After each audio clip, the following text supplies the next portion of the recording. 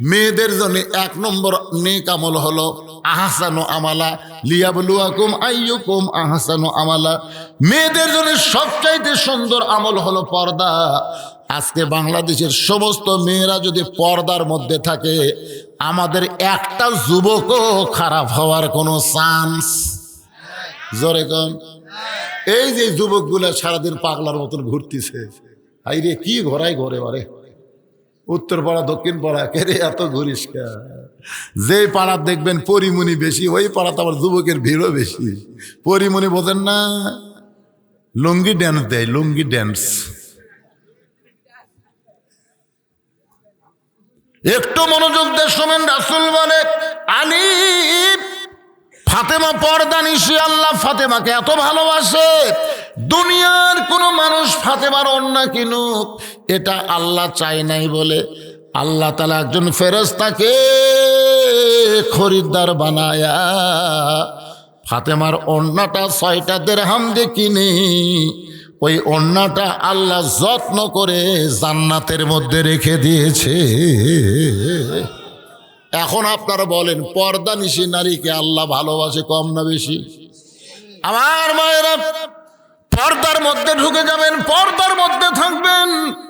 পর্দার মধ্যে যেই মেয়েরা থাকবে বিসমিল্লাহ বলে যখন তরকারি পাক করবে, ওই তরকারিতে ভুল করে যদি সরষের তেল সয়াবিন তেল নাও দেয়, যদি লবণ কম হয়, মরিচ যদি বেশি হয়, কিন্তু বিসমিল্লাহ কয়ে তরকারি লাড়ন দিলে ওই তরকারির সব কিছু যেগুলো কমতি ছিল সব কিছু আল্লাহ দূর করে দেয়।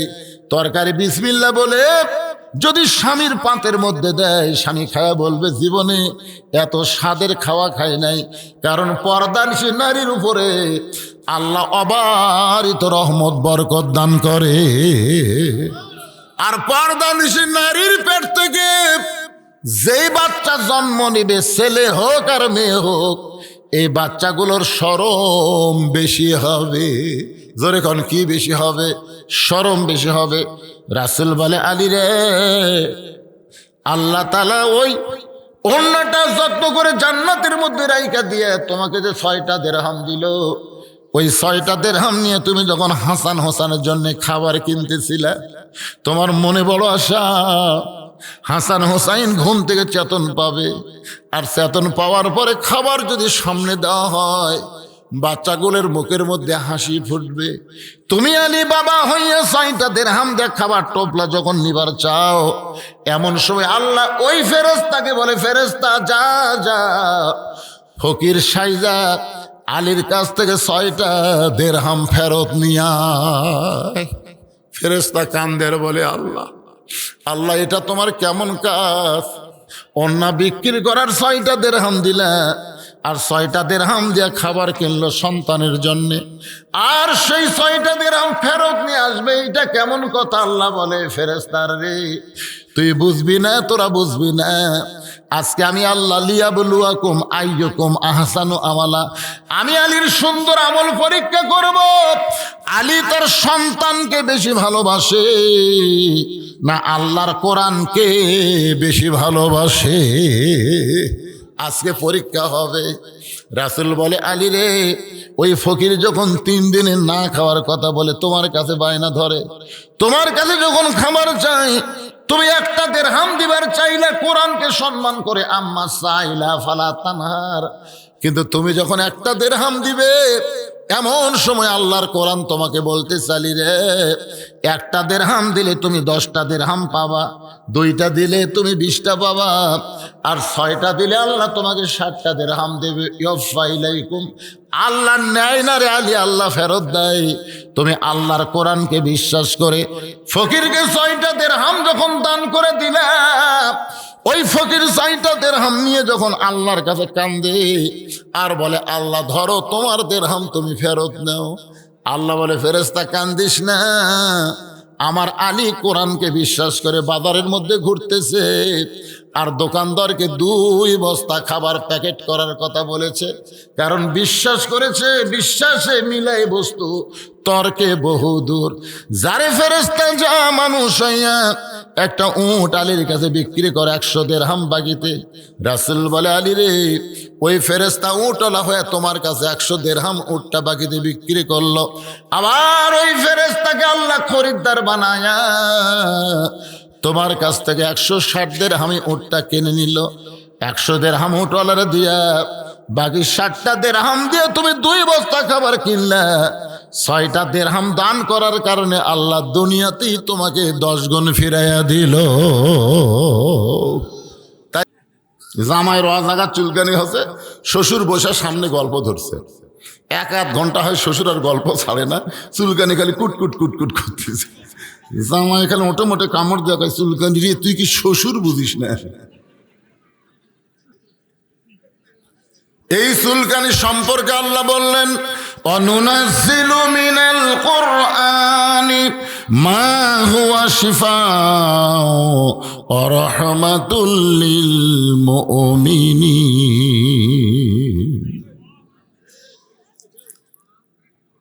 সব সমস্যার সমাধান। যারা বলতেছেন না তারা কোরআনের এই আয়াত কি অস্বীকার করতেছেন? তাহলে সবাই গলা ছেড়ে বলবেন। আমি যেই বলবো সব সমস্যার সমাধান, আপনার বলবেন দিতে পারে আল কোরআন। সব সমস্যার সমাধান আলহামদুলিল্লাহ। একটু মনোযোগ দিয়ে শুনবেন। এখানে আল্লাহ বলতেছেন এই কিতাবের মধ্যে কোনো সন্দেহ নাই, এই কিতাব পাইকার হারে সবাইকে হেদায়েত দিবে না, কেবলমাত্র মুত্তাকি বান্দা বান্দি যারা আল্লাহর কোরআন থেকে হেদায়েত পাবে তারা। এই মুত্তাকি সম্পর্কে আল্লাহ অন্য জায়গায় বলতেছেন, ইয়া আইয়ুহাল্লাযীনা আমানুত্তাকুল্লাহা হাক্কা তুকাতিহি ওয়া লা তামুতুন্না ইল্লা ওয়া আনতুম মুসলিমুন।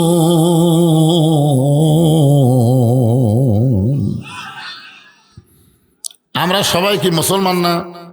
আমরা সবাই কি?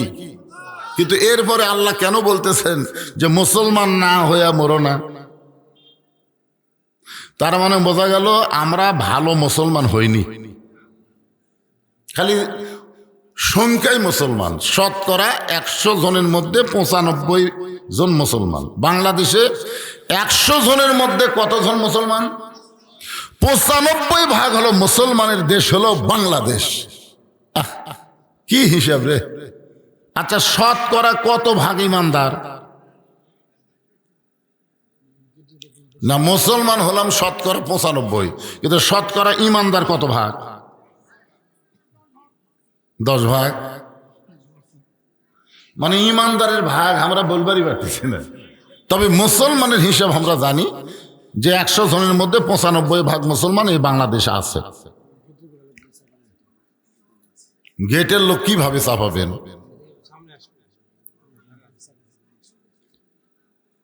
আপনারা বলেন তো, গোটা পৃথিবীর ভিতরে অল্প জায়গার মধ্যে বেশি মানুষ বসবাস করে সেই দেশের নাম কি? তা আপনারা তো ভালোই জানেন।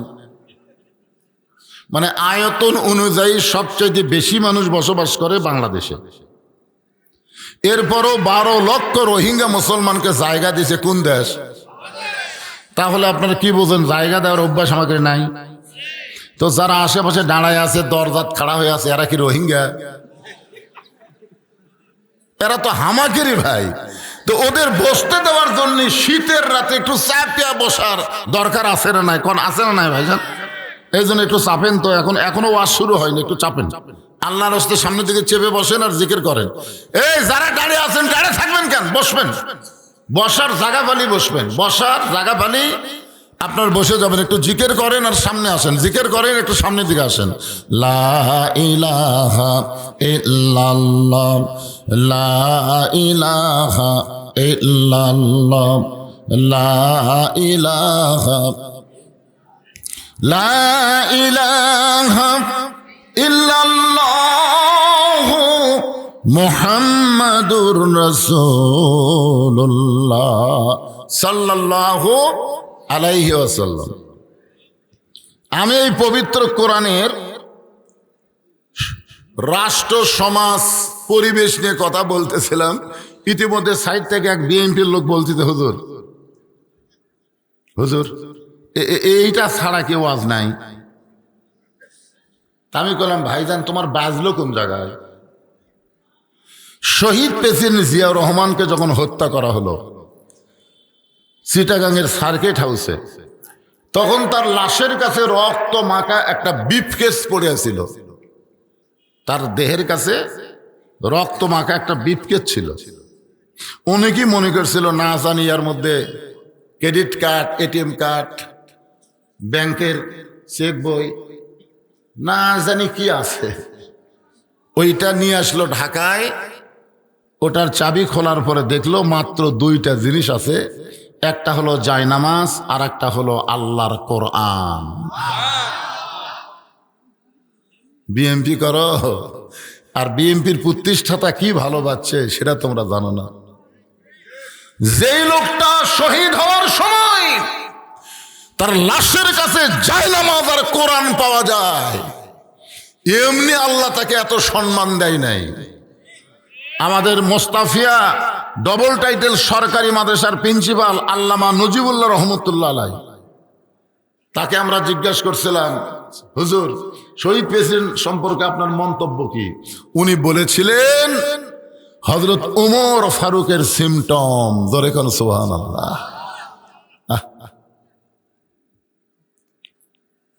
একটু মনোযোগ দিয়ে শুনবেন। এই কোরআন থেকে হেদায়েত নিবার গেলে সবাই কোরআন থেকে হেদায়েত পাবে না। হেদায়েত নিতে গেলে মুত্তাকি হওয়া লাগবে। এই মুত্তাকির এক নম্বর গুণ হলো আল্লাযীনা ইউমিনুনা বিল গায়ব। মুত্তাকির এক নম্বর গুণ হলো অদৃশ্যের প্রতি বিশ্বাস স্থাপন করা। আপনারা যারা এখানে বসে আছেন, আপনারা নামাজ পড়ার সময় এভাবে এক সময় কিন্তু আঙ্গুল তোলেন। আপনারা জানেন কোন সময় তোলেন? এরকম বসে থাকেন, এই আঙ্গুল তুলে আপনারা কি বলেন? আশহাদু আল্লা ইলাহা ইল্লাল্লাহ। ফেরেশতারা বলতেছে, আল্লাহ তোমার বান্দারা যে আত্তাহিয়াতুর শুরুতে আত্তাহিয়াতুর শেষে আশহাদু আল্লা ইলাহা ইল্লাল্লাহ কয়ে আঙ্গুল তুললো, এরা কি তোমাকে দেখছে? আল্লাহ বলতেছে, আমার তো দেখেনি রে। তো আপনাকে না দেখে যারা আঙ্গুল তুলে আপনাকে সাক্ষী দেয়, এদের রেজাল্ট কি? আল্লাহ বলতেছে, এই সাক্ষী দেওয়ার কারণে এরাই মুত্তাকি, এরাই বিনা হিসাবে জান্নাতি। কি মনে করছেন এভাবে আঙ্গুল তুলে আপনি সরাসরি আল্লাহ সাক্ষী দিচ্ছেন? আপনি কত ভালো মানুষ, আত্তাহিয়াতুর মধ্যে আঙ্গুল তুলে আল্লাহ সাক্ষী দিলেন। আপনি সেই মানুষ আসরের নামাজ পড়ে জমির ধান দেখবার গেলেন, ধান দেখবার যায় দেখে উপর জমির পানি চলমল করতেছে, নিচে আর জমির পানি নাই। চিন্তা করতেছে, কে ওপরে এত পানি, আমার পানি নাই। তখন কিন্তু যার দিকে আঙ্গুল তুলিছে ওদিকে তাকায়নি, চারিদিকে তাকা দেখে কেউ নাই। ওই আস্তে করে বসে বিসমিল্লাহ কয়ে জমির আল কাটছে। ওই মনে করছে বিসমিল্লাহ করলে বোধহয় হালাল হবে। বিসমিল্লাহ কয়ে জমির আল কাটে ওই পানি দিয়ে হাত ধোছে। ওই পানি দিয়ে হাত ধুয়ে আবার দাঁড়ায় চারিদিকে তাকায় বলতেছে, আলহামদুলিল্লাহ, কেউ দেখেনি। আপনারা বলেন তো, এই লোকটা কি মুত্তাকি? এই লোকটা হলো নামাজি। এই লোকটাকে আল্লাহর কোরআন হেদায়েত দিবার পারবে না। বাংলাদেশে অনেক নামাজি আছে, নামাজ পড়ার পরেও আবার ইসলামী আন্দোলনের বিরুদ্ধে কথা কয়। জোরে কোন ঠিক কিনা? নামাজও পড়ে, আবার মানুষের তৈরি আইন মানবে, কিন্তু আল্লাহর কোরআনের আইন পছন্দ করে না। এরা শুরু হয়েছে কখন জানেন? আল্লাহ নবী হিজরত করে যখন মদিনায় গেলেন,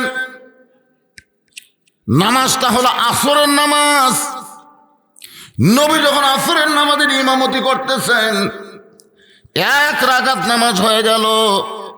দ্বিতীয় রাকাতে নবী যখন দাঁড়াইছেন, এমন সময় ফেরেশতা জিবরাইল এসে আল্লাহর নবীর উপরে কোরআনের আয়াত নাজিল করলেন। নবী নামাজ পড়া অবস্থায় জিবরাইল এসে কোরআনের আয়াত নাজিল করতেছেন। ইয়া আইয়ুহান নাবিয়্যু হারজিল মুমিনিনা আলাল কিতাল। আসরের নামাজ কয় রাকাত? আমি কিন্তু ফরজের কথা বলতেছি। কয় রাকাত? 4 রাকাতের নামাজ সালাম ফিরে নবী সাহাবীর দিকে মুখ ঘুরালেন। আল্লাহ নবী সাহাবীর দিকে মুখ ঘুরানোর পরে বললেন, রে আমার সাহাবীরা শোনো, আজকের নামাজের মধ্যে আল্লাহ তাআলা এমন একটা আয়াত নাজিল করেছে। আল্লাহ কি বলেছে তোমরা কি শুনবা? সাহাবীরা বলতে, হুজুর একবার কেন, প্রয়োজন হলে 100 বার শুনবো। আল্লাহ নবী বললেন, শুধু শুনলে হবে না, সামিনা ওয়া তাআনা। খালি শুধু শুনলে হবে না, এটাকে আমল করা লাগবে। ধরে কোন কি করা লাগবে? রাসূল বললেন, তাহলে শোনো, আল্লাহ তাআলা আমাকে বলতেছেন, ইয়া আইয়ুহান নাবিয়্যু, ইয়া আল্লাহর নবী, আপনার পিছনে যারা জামাতবদ্ধ নামাজ পড়তেছে, যারা কাতার সোজা করে নামাজ পড়ে, কাঁধের সঙ্গে কাঁধ মিলায় নামাজ পড়ে, আপনি তাদেরকে স্ট্যান্ডিং আর্মি হিসাবে গড়ে তোলেন। আপনি তাদেরকে সোলজার হিসাবে, সৈন্য হিসাবে গড়ে তোলেন। হার্স মানে সৈন্য, তাদেরকে আপনি সৈন্য হিসাবে গড়ে তোলেন। কারণ যে কোনো সময় মক্কার কাফেরেরা মদিনা আক্রমণ করতে পারে।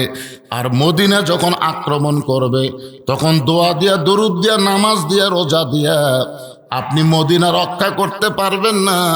এদের বিরুদ্ধে অস্ত্র ধরা লাগবে। এই কথা যেই নবী কইছে, সামনে কাতারের একজন সাহাবী, সামনে কাতারের, আমি আসলে সাহাবী না, সামনে কাতারের একজন, নাম হলো উবাই ইবনে সলুল। নাম কি? টুপি আছে, পাগড়ি আছে, দাড়ি আছে, জুব্বা আছে। নবীর পায়ের সঙ্গে পা লাগায় বলতে, হুজুর এটা না গন্ডগোলের আয়াত। আপনারা বলেন, এটা এই আয়াত কি নবীর না আল্লাহর? বলতেছি, ইয়া রাসূলুল্লাহ, এটা না গন্ডগোলের আয়াত। সঙ্গে সঙ্গে নবী চমকে গিয়ে বললেন, সাহাবীরা রে, আল্লাহ কোরআনের আয়াত নাজিল করলো, আর তোমাদের সঙ্গে জামাতে নামাজ পড়া সামনে কাতারের মুসল্লি আমাকে বলতেছে এটা গন্ডগোলের আয়াত।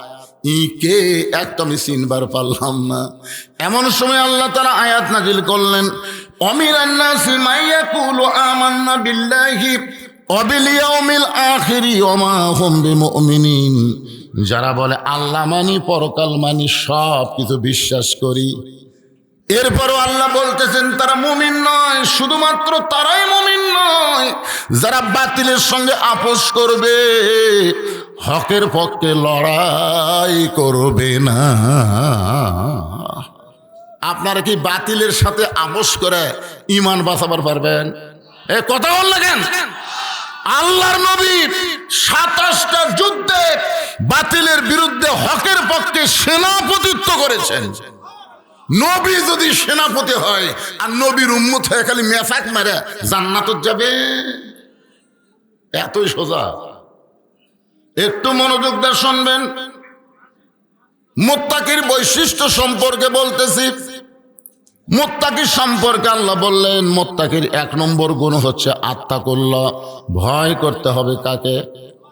আরো জোরে বলেন। আল্লাহকে ভয় করতে গেলে বর্তমান যেই পরিবেশ বাংলাদেশে চলতেছে, এই পরিবেশে আল্লাহকে ভয় করা যাচ্ছে। আপনাকে আদমদিঘি কেন্দ্রীয় মসজিদে আপনি জোহরের নামাজ পড়বেন। কোন নামাজ? জোহরের নামাজ আদায় করবেন। নিয়ত করেছেন আমি সামনে কাতারে নামাজ পড়বো। এই নিয়তে আপনি মসজিদ দিকে রওনা দিয়েছেন, কিন্তু মসজিদের দরজাত গিয়ে দেখেন আপনার পায়ের স্যান্ডেলের দাম হলো 3000 টাকা। আপনি এখন বলেন তো, আল্লাহর ভয়ে স্যান্ডেল দরজাত থুইয়া আপনি সামনে কাতারে নামাজ পড়তে পারবেন? তাহলে আপনি কার ভয় করবেন? না, মুত্তাকির 1 নম্বর গুণ হচ্ছে ভয় করা লাগবে কাকে? কিন্তু এখন 3000 টাকার জুতার কারণে আমি কিন্তু আল্লাহর ভয়ে জুতা দরজায় রাখা যাবার পারতেছি না। সর্বপ্রথম আমি জুতাটা হাতত নিলাম, অন্তর থেকে বলেন তো কার ভয়ে? আরো জোরে বলেন না কার ভয়ে? এরপরে সামনে কাতারে গিয়া আমি নামাজের নিয়ত করলাম, আমি নামাজ পড়লাম। ফেরেশতারা বলতেছে, আল্লাহ তোমার যেই বান্দা আজকে সামনে কাতারে এত সুন্দর করে নামাজ পড়লো, তার নামাজের খবর কি? আল্লাহ বলতেছে নামাজ হয়নি।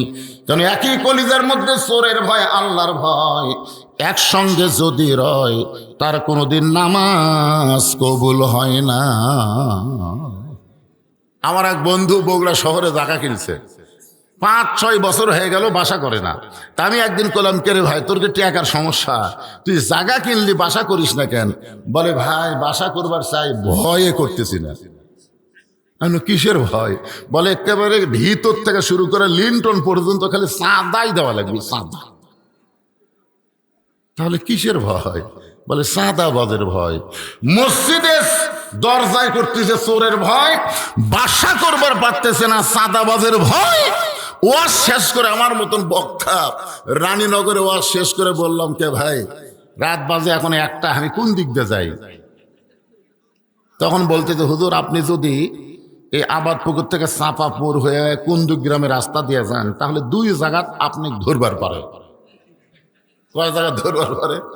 2 জায়গা ধরবার পরে। রাস্তা কিন্তু তেলতেলা হুজুর, রাস্তা ভালো, কিন্তু এই 2টা জায়গা হয়তো আপনি ধরা খাবেন। আর আপনি যদি আবাদপুকুর থেকে রানীনগর হইয়া একেবারে তাও সান্তাহারি রোড হওয়া চলবে না, আবার ঘুরে ওই কাঁটালতলি রোড দিয়ে যদি আপনি নগাঁও হয়ে আসবার পারেন, তাহলে একটু রাস্তা বেশি হবে, কিন্তু ধরা খাবেন না। আমি এখন চিন্তা করতেছি কোন রাস্তা দিয়ে যাই। আপনারা বলেন তো, আমি কার ভয়ে চিন্তা করতেছি? আল্লাহর ভয়ে। তাহলে মসজিদের মধ্যে জুতা রেখে ঢুকবার পারতেছে না চোরের ভয়ে, তারপরে বাসা করবার পারতেছে না চাঁদাবাজের ভয়ে, রাস্তায় চলবার পারতেছে না ছিনতাইকারীর ভয়ে। এত ভয় যদি আমাদের কলিজার মধ্যে রয়, ঈমান নিয়ে মরা কঠিন হবে। জোরে কর কথা ঠিক কিনা? এখন সমস্ত ভয় থেকে যদি আমরা বাঁচবার চাই, তাহলে করণীয় আছে না নাই? এই জন্য আল্লাহ বললেন, আল্লাযী খালাকাল মাউতা ওয়াল হায়াতা লিয়াবলুয়াকুম আইয়ুকুম আহসানু আমালান ওয়া হুয়াল আজিজুল গফুর।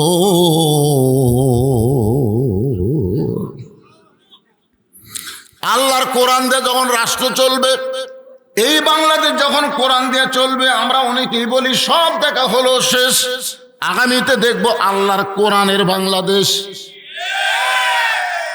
এই কথা কিন্তু এখনকার বক্তারা বলতেছে, বাংলাদেশের লোকের চাইতে ভারতের হিন্দুরা বেশি রাগ করতেছে। মানে আমার ওয়াজ আবার কিন্তু খালি বাংলাদেশের লোক দেখে না, এই মিডিয়ার মাধ্যমে সব জায়গা যায়। আজ থেকে 9 দিন আগে, কয়দিন, 9 দিন আগে ভারতের এক হিন্দু মন্ত্রী একটা স্ট্যাটাস দিছে ফেসবুকে, যে বাংলাদেশের মোল্লা মৌলবীরা ওরা নাকি কোরআন শরীফ দিয়ে সংসদত যাবার চায়। মানে কারণ হিন্দুর মালওয়ানের বাচ্চারা জানে এই কোরআন যদি মুসলমানেরা চলে, তাহলে দুনিয়ার সমস্ত রেজেক্ট আল্লাহ সেই দেশে দিয়ে দিবে। ধরে কোন সুবহানাল্লাহ।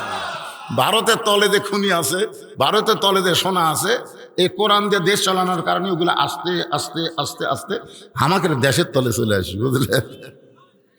আপনারা বলেন তো, সৌদি আরব কিন্তু শুধু সামান্য একটু কোরআনের আইন চালু করার কারণে মাটি খুললে আমরা পানি পাই, ওরা তেল পায়। সুবহানাল্লাহ বলেন না কেন?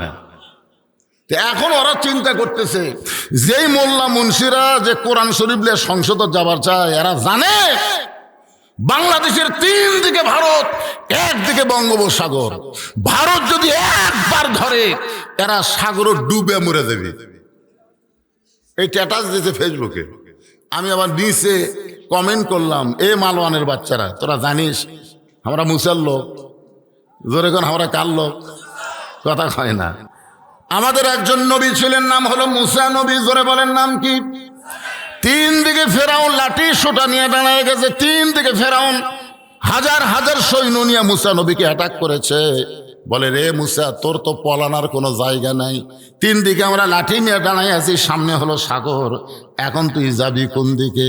মুসা বলতেছে, আল্লাহ তিন দিকে লাঠি নিয়ে দাঁড়ায় আছে, আমি এখন কোথায় যাব? আল্লাহ বললেন নাসরুম মিনাল্লাহি ওয়া ফাতহুন কারীব ওয়া বাশশিরিল মুমিনিন। তোমার হাতে কি লাঠি নাই? মুসা বলতেছে আল্লাহ লাঠি তো একটা, এক লাঠি নিয়ে কি হাজার লাঠির সঙ্গে পারা যাবে? আল্লাহ বলতেছেন ফেরাউনের সৈন্যদের দিকে লাঠি না মাইরা সাগরে লাঠি মারো। সাগরে লাঠি মারার সঙ্গে সঙ্গে আল্লাহ সাগরকে রাস্তা বানায় দিছে। আমি বললাম রে মালওয়ানের বাচ্চারা, ভারতের হিন্দুরা শুনে নে, আমাদের মুসা নবীর জন্য আল্লাহ যদি সাগরকে রাস্তা বানায় দেয়, আপনি বলেন তো বর্তমানে সে আল্লাহ আছে না নাই? আমাদের বাংলাদেশের মুসলমানের জন্য আল্লাহ সাগরকে রাস্তা বানায় দিবে, আর মালওয়ানের বাচ্চারা যখন সাগরের মধ্যে ঢুকবে ওই ফেরাউনের মতোই আল্লাহ সুবড়াইয়া মারবে। পেটাজ দিচ্ছে, আমাদের হাতে পারমাণবিক বোমা আছে। এ টুপিওয়ালারা, এই মৌলবাদীরা বেশি চেঁচাস না, আমাদের ভারতের হাতে পারমাণবিক বোমা আছে। আমি তার উত্তরে ফেসবুকে লিখলাম তোমাদের হাতে পারমাণবিক বোমা আছে, নমরুদের হাতেও আগুনের চুলা ছিল। জোরে কোন কথা ঠিক কিনা? আমাদের জাতির পিতাকে পুরানোর জন্যে কত চেষ্টা করলো, খালি রশিতে টান মারবি আর আগুনের চুলার মধ্যে পড়বি, পুড়ে ছাই হয়ে যাবি। আপনারা বলেন তো আগুনের চুলা আল্লাহ কি বলতেছে? আল্লাহ নমরুদ যে আমাকে জ্বলালো, আমি কি নমরুদের কথাই পড়বো না আপনার কথাই পড়বো? আল্লাহ বলে আগুন তোর মালিককে বলে আপনি। তাহলে আমি ঘোষণা করে দিলাম কুল্লায়ানা রুকুনি বারদাও ওয়া সালামান আলা ইব্রাহিম, ইব্রাহিমের জন্য শান্তিদায়ক হয়ে যা। আমাদের জাতির পিতা হযরত ইব্রাহিম পারমাণবিক বোমা আগুনের চুলার মধ্যে পড়ল, সে আগুনের চুলা আল্লাহ শান্তির বাগান বানায় দিল। ভারত যদি এখন বাংলাদেশকে ধ্বংস করার জন্য একটা বোম মারে, মনে করেন একটা অ্যাটম বোম মারলো, কথার কথা, অ্যাটম বোম মারার পরে আপনাকে এই সান্তাহারি এলাকাতে এসে পড়লো, মিথ্যা না শোনেন ভাই, এই সান্তাহারি এলাকাতে এসে পড়লো, পড়ার পরে আচ্ছা আপনারা বলেন তো নমরুদের আগুনের চুলা জ্বলাইছে কে? আল্লাহ জ্বলাছে, নমরুদ জ্বলাছে। যখন কে জ্বলাছে? অ্যাটম বোমা বানাইছে কে? ভারত। তাহলে যাই জ্বলালো তাই তো পুড়াবার পারলো না, পুড়ানোর ক্ষমতা কার হাতে? তাহলে অ্যাটম বোমা মনে করেন আপনাকে এই বড় আঁকের এলাকাতে এসে পড়লো, বিশাল একটা বোম, 27 টন ওজন। এরা মনে করছিল এক বোম মারমো গোটা বগুড়া সরকার হয়ে যাবে, কিন্তু বোম মাটির পড়ে বলতেছে আল্লাহ ভারতের মালওয়ানের বাচ্চারা তো বোম মারলো, তা আমরা বোম কি করব? আল্লাহ বলতেছে ফুটিস না। নমরুদের আগুনের চুলাক আল্লাহ কি বলতেছে? জ্বলিস না। বোমক আল্লাহ বলতেছে ফুটিস না। আপনারা বলেন তো বোম কি ফুটতে পারবে? তো বোম কিছুক্ষণ পরে বলতেছে আল্লাহ তুমি যদি আগুনের চুলাক শান্তির বাগান বানায় দাও, তাহলে বোমক তুমি বোম না রাখে কিছু বানাও। তখন আল্লাহ বলতেছে ঠিক আছে, তোকে মিষ্টি তরমুজ বানিয়ে দিলাম, যা। এখন বোম মিষ্টি তরমুজ হয়ে যদি এলাকার মধ্যে পড়ে থাকে, এই এলাকার ছেলেপেলেরা কিন্তু মোটামুটি দুষ্ট আছে, ওরা চিন্তা করবে ওরা কি পড়ে আছে, আগে কাছে এসে হাত দিয়ে লাভবি টিপবি, তারপরে দেখবে এটা তরমুজের মতন। বাড়ি থেকে সরিয়ে নিয়ে বটিয়ে নিয়ে যখন কাটা কাটা খায়, তারা দূর থেকে দূরবীন দিয়ে দেখতেছে আমাদের বোম বাংলার যুবকেরা কাটা কাটা খায়। আল্লাহ বলেছেন ফালিয়াবুদু রব্ব হাযাল বাইত আল্লাযী আত'আমাহুম মিন জু'ইন ওয়া আমানাহুম মিন খাউফ। ওই ঘরের মালিকের তোমরা গোলামি করো, ওই ঘর মানে ওই মসজিদের মালিকের তোমরা গোলামি করো, নামাজ পড়ো। আমি আল্লাহ তোমাদেরকে 2টা পুরস্কার সঙ্গে সঙ্গে দিব। 1 নম্বর পুরস্কার হলো তোমাদের রিজিকের কোনো পেরেশানি থাকবে না, আর 2 নম্বর পুরস্কার হলো ভারত বলো, আমেরিকা বলো, ব্রিটেন বলো, ফ্রান্স বলো, কোন দেশের বোম থেকে অ্যাটম থেকে আমি আল্লাহ তোমাদের পুরোপুরি নিরাপত্তা দিয়ে দিব। কি মনে করতেছেন? আল্লাহর কোরআনের দরকার আছে না নাই? দরকার আছে না নাই? এই যে আয়াতে কারিমা তেলাওয়াত করলাম যে ফালিয়াবুদু রাব্ব হাযাল বাইত, ওই ঘরের মালিকের তোমরা গোলামি করো। ওই ঘরের মালিকের গোলামি নামাজ পড়তে গেলে বক্তার ওয়াজ যে নামাজ হবে না, নামাজ কায়েমের আন্দোলন করে সংসদের মধ্যে ভালো মানুষ পাঠায়া নামাজ কায়েমের বিল পাস করা লাগবে। জোরে কোন কথা ঠিক কিনা? কথা বলেন। বহু ওয়াজ করছি আমি, বহু ওয়াজ করছি। আমার ওয়াজ শুনে মুয়াজ্জিনই চেতন পাইনি, জানেন? আমি এমন ওয়াজ করছি, ওয়াজ শুনে মুয়াজ্জিন বাড়ির যা ঘুমাছে, হায় রে, মুয়াজ্জিন আর চেতন পাইনি। বারে যারা ওয়াজ শুনবার যায়নি তারাই চিন্তা করতেছে যে চারিদিকে আজান হলো, আমাকে মসজিদে হলো না কেন? ওরা মসজিদে এসে দেখে তালা লাগান, মসজিদে দেখে তালা লাগান, কে রে? মুয়াজ্জিন। তখন একজন বলতেছে মুয়াজ্জিন হয়তো অসুস্থ পারে। তখন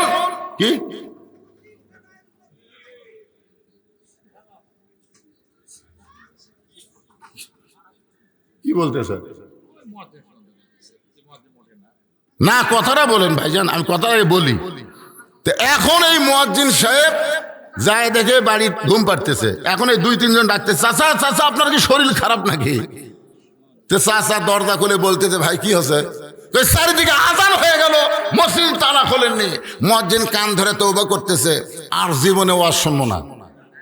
কারণ এই ওয়াজ শুনবার যায় আমার এত ঘুম হসে, আমি চেতন পাইনি। তার মানে কি বুঝতেছেন? বাংলাদেশের ওয়াজ দিয়ে মুয়াজ্জিন চেতন পাই না, সে ওয়াজ দিয়ে বাংলাদেশের মুসলমানকে নামাজি করা যাবে না। জোরে কোন কথা কন না কেন?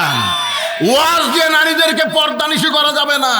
অনেকেই বলে হুজুর এমন ওয়াজ করবেন মেয়েরা যেন পর্দানিশী হয়। আরে আমি তো সেই 5 ফিট থেকে ওয়াজ করে যাচ্ছি আপনাকে আদম দিকিতে। আপনি কি করেন? আপনার বউ যে মাথার চুল বেচা খায়, আপনি কি করেন? এই মরক, আপনি কি করেন?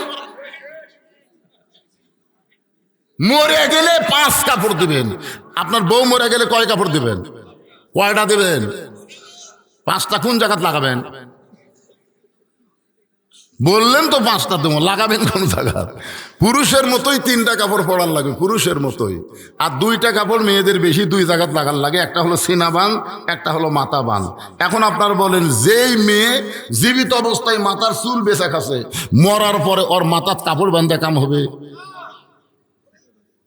এই জন্যে ভাইজান, নারীদের পর্দা, পুরুষদের নামাজ, এইগুলো আর ওয়াজ দেওয়া হবে না।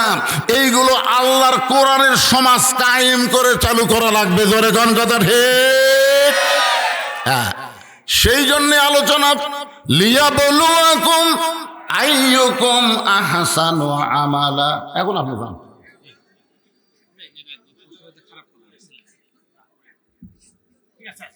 আচ্ছা ঠিক আছে, ভাইকে আমি বসালাম যে ভাই আবার চিন্তা করবি আমি যাওয়ার পরে বেন আর কি ওয়াজ করে।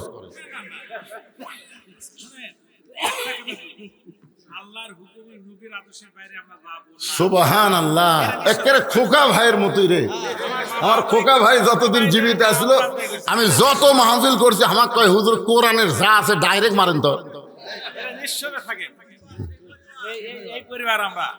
সেই পরিবার, মাশাআল্লাহ। এগুলো দেখেন তো কি লেখছে। হ্যাঁ, একটু সবাই জিকির করেন। যারা দাঁড়াচ্ছেন জায়গা পাচ্ছেন, একটু বসেন তো, বসেন। চাপে চাপে একটু আসেন তো ভাই। এখানে খালি ওয়াজ না রে, ওয়াজের পরে গোস্ত দিয়ে বিরিয়ানি আছে, বোঝেন না?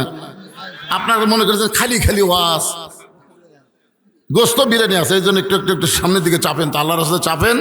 হ্যাঁ, জিকির করেন আর সামনে চাপেন। লা ইলাহা ইল্লাল্লাহ, লা ইলাহা ইল্লাল্লাহ, জোরে লা ইলাহা ইল্লাল্লাহ, লা ইলাহা ইল্লাল্লাহ মুহাম্মাদুর রাসূলুল্লাহ সাল্লাল্লাহু আলাইহি সাল্লাম।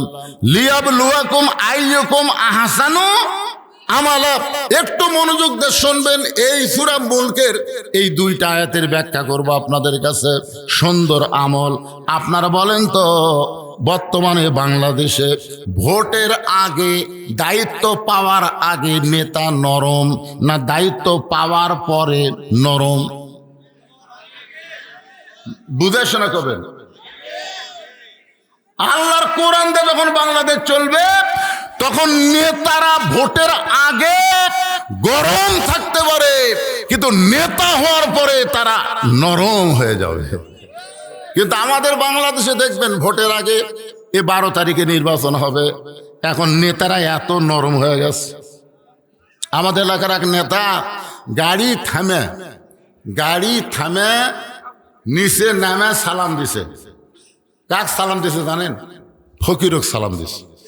আসসালামু আলাইকুম চাচা, কেমন আছেন চাচা? ফকির খালি চারিদিকে মাথা ঘুরাই বলে, বাবা কাক সালাম দিলে? তাই আপনাকে দিলাম চাচা, আমি ভিক্ষা করে খাই। বলে ভোটের আগে আপনিও যা আমিও তাই। কিন্তু লিয়াবলুয়াকুম আইয়ুকুম আহসানু আমালা, যেই সুন্দর আমলের পরীক্ষা হবে সেইটা বোঝানোর জন্য বলতেছি। এই কোরআন দিয়ে যখন রাষ্ট্র গঠন হলো, আপনারা বলেন তো হযরত ওমর দায়িত্ব পাওয়ার আগে কেমন ছিল?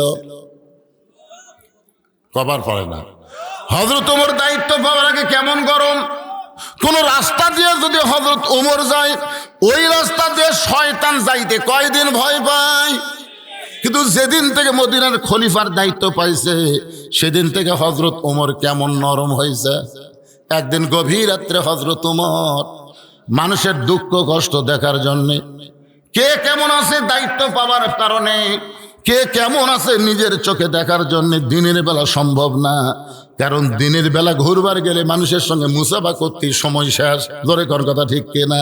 কারণ আল্লাহ নবী বলেছেন, আমার পরে কেউ যদি নবী হতো, লাউ কানা ওমর, আমার পরে কেউ যদি নবী হতো, আল্লাহ ওমরকে নবী বানায় দিত। সেই জন্য হযরত ওমর দিনের বেলা না ঘুরে রাতের বেলায় চোরের মতন চুপি চুপি, কোনো বডিগার্ড নাই, র্যাব নাই। কারণ বাংলাদেশের মতন ৯৬টা দেশ, আমাদের বাংলাদেশ ৯৬টা একত্র করলে যত বড় দেশ হবে, তত বড় দেশের খলিফা হলেন হযরত ওমর। আল্লাহর আইন দিয়া রাষ্ট্র চালায়। রাতের অন্ধকারে ঘুরতেছে মানুষের দুঃখ কষ্ট দেখার জন্য। হঠাৎ হযরত ওমর দেখতে পায় একটা তাঁবু টাঙ্গানো আছে, আর তাঁবুর বাহিরে একটা পুরুষ মানুষ অস্থির হয়ে ঘুরতেছে। তাঁবু টাঙ্গানো আছে, আর তাঁবুর বাহিরে একটা পুরুষ মানুষ কখনো উত্তরে যায়, কখনো দক্ষিণে যায়। একবার উত্তরে যায়, একবার দক্ষিণ। এই কথাবার্তা কে কয় রে? কথাবার্তা কেন ভাই? ইশারার দ্বারা কাম করেন তো। ওই পুরুষ মানুষটা একবার উত্তরে যায়, দক্ষিণে যায়। ওমর ফারুক চিন্তা করলেন, পুরুষ মানুষ যদি অস্থির হয়ে যায়, সেই সমাজটা নষ্ট হয়ে যাবে। পুরুষকে অস্থির হলে চলবে না, পুরুষকে স্থির হওয়া লাগবে। পুরুষকে কি হওয়া লাগবে? অস্থির হবি নারী। অস্থির কে হবি? আল্লাহ যখন বলেছে ওয়ালা তাকরাবা হাযিস শাজারা ফাতাকুনা মিনাজ জালিমিন, ওই গাছের কাছে যায়ও না। জান্নাতের মধ্যে আল্লাহ যখন বলল ওই গাছের কাছে যায়ও না, আপনারা বলেন তো কে গেছে? আদম আলাইহিস সালাম স্থির হয়ে বললেন, আল্লাহ যখন নিষেধ করেছে আমি যাব না। কিন্তু হাওয়ার কথাকে নিষেধ করলো কেরা? এই যে অস্থির মেয়ে মানুষের হলো অস্থির। ভাই, দীর্ঘদিন আমাদের বাংলাদেশ শাসন করেছে মেয়ে মানুষ। জোরে কোন কথা ঠিক কিনা? আমরা মরদ গুলে যে কুটি গেছিলাম, আমাকে খোঁজই পাওয়া যায়নি রে। আল্লাহর কি কাম, একজন বিদায় লিছে আর একজন পলে আছে। আপাতত আর কোনো মেয়ে মানুষ আমরা পাচ্ছি না। এই জন্য একটা স্লোগান দেব, মেয়ে মানুষের দিন শেষ, এখন থেকে মরদ মানুষের বাংলাদেশ। আপনারা কি মনে করতেন এটা আমার বাপের কথা? বুখারী শরীফের হাদিস, আলেম ওলামা এখানে আছে। বুখারী শরীফে আল্লাহ রাসূল বলেছেন, মা তারাকতু বাদি আলা উম্মতি ফিতনাতুন আদার আলা রাসূলু মিনান নিসা, রাওয়াহুল বুখারী কিতাবুল ফিতান। আল্লাহ নবী বলেছেন, আমার পরে আমার উম্মতের জন্য সবচাইতে বড় বিপদ হলো পুরুষ মানুষের জন্য নারী নেত্রী হওয়া। এটা আমার কথা? এটা কে বলছে? নবী বলেছে। দরকার কে বলেছে? আর আল্লাহ কি বলছেন? আল্লাহ বলেছেন, আর রিজালু কাওয়ামুনা আলান নিসা, পুরুষ থাকবে প্রধানমন্ত্রী আর নারী থাকবে কি বডিগার্ড। পুরুষ থাকবে উপরে, নারী থাকবে নিচে। একটু মনোযোগ দিয়ে শোনেন নবীর হাদিস এবং আল্লাহর কোরআনকে সামনে নিয়ে আমরা আগামীর বাংলাদেশ গড়বার চাই। আল্লাহ যেন তৌফিক দেয়। জোরে কোন আমিন, জোরে কোন আল্লাহুম্মা আমিন। এখন চলে আসেন, ওমর ফারুক অস্থির পুরুষটাকে দেখে চিন্তায় পড়ে গেলেন। পুরুষটা অস্থির হয়ে উত্তর দক্ষিণ ঘুরতেছে। ওমর ফারুক তাকে শান্তি দেওয়ার জন্যে দুনিয়াতে যত দোয়া আছে সবচাইতে বড় দোয়া শান্তির হলো সালাম দেওয়া। যত দোয়া আছে, আপনার যখন কবরস্থানে যান, আপনার কবরস্থানে কবর জিয়ারত করেন না? আচ্ছা, কবর যায় কি খালি খালি মুখ লড়ান না কিছু দোয়া দরুদ পড়েন? সূরা ইখলাস পড়েন, ইস্তেগফার পড়েন, আয়াতুল কুরসি পড়েন, বহু দোয়া পড়েন। তো সমস্ত দোয়া পড়ার আগে আপনারা কি দিয়ে শুরু করেন?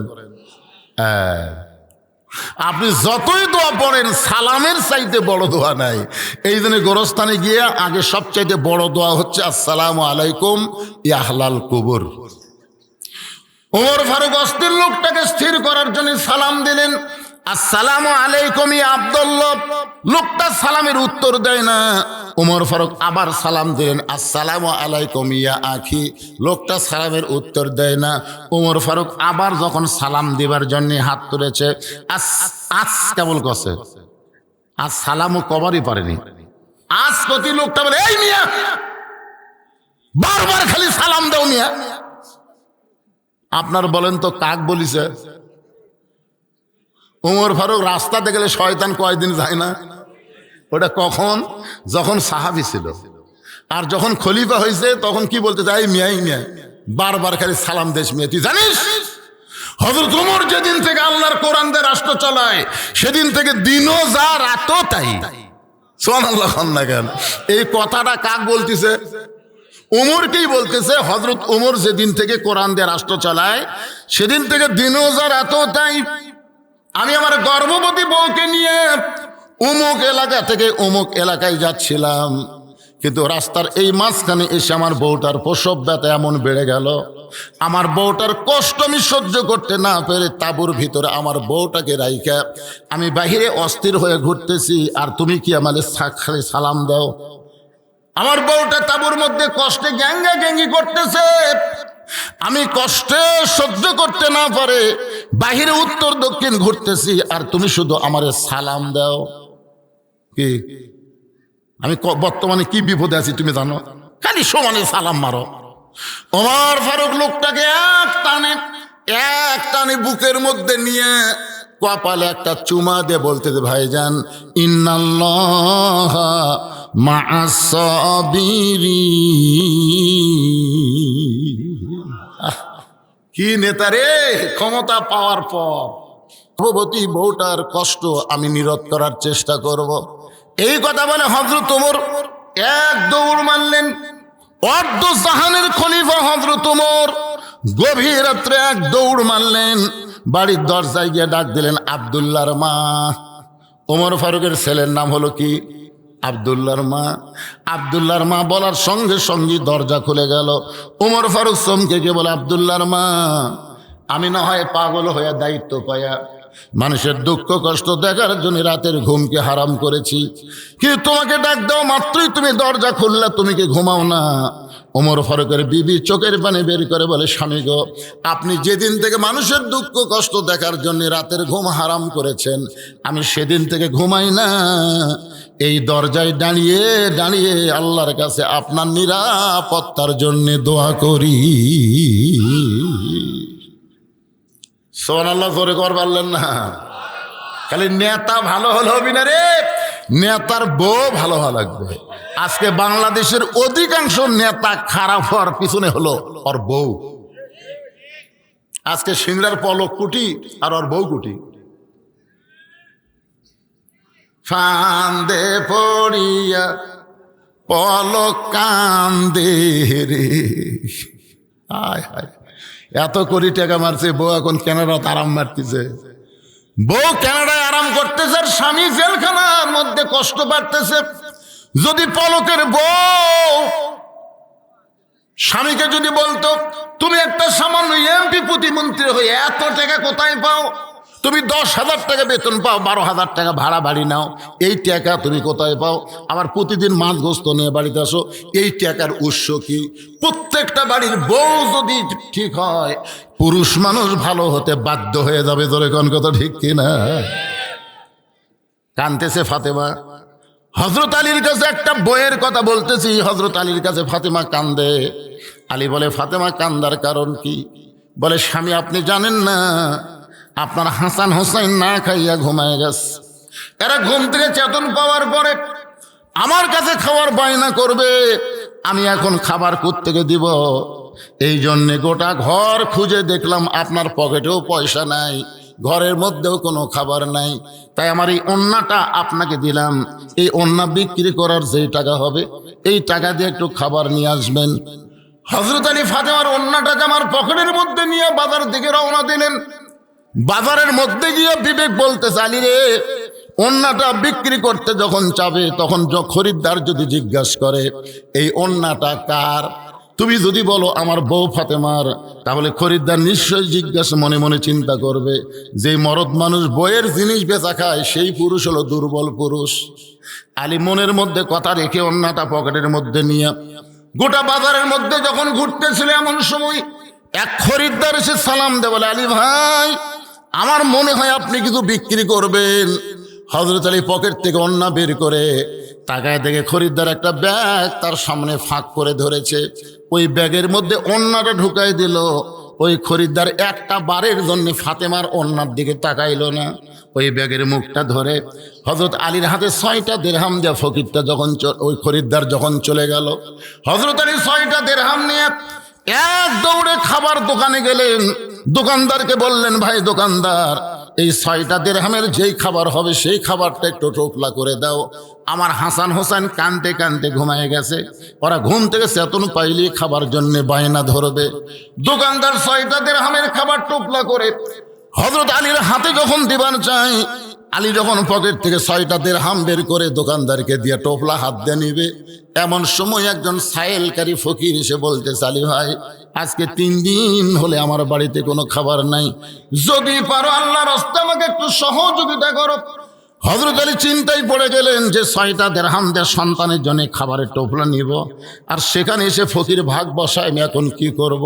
আল্লাহর কোরআন বলে, আম্মা সাইলা ফালা তানহার, আলী রে, সায়েলকারীর সঙ্গে খারাপ ব্যবহার করিস না। হযরত আলী একটা দিরহাম ফকিরকে দিয়ে বাকি 5টা দিরহাম নিয়ে যখন খাবার টোপলা নিবে, এমন সময় আল্লাহর কোরআন বলতেছে, ওমা তুনফিকু মিন শাইইন ফি সাবিলিল্লাহি ইউফা ইলাইকুম ওয়া আনতুম লা তুজলামুন। আলী রে, ফকিরকে যদি একটা দিরহাম দাও, আল্লাহ তোমাকে 10টা দিরহাম ফেরত দেবে। তুমি যদি ফকিরকে 2টা টাকা দাও, আল্লাহ তোমাকে 20টা টাকা দিবে। তুমি যদি ফকিরকে 6টা দিরহাম দাও, বিনিময়ে আল্লাহ তোমাকে 60 দিরহাম দিয়ে দিবে।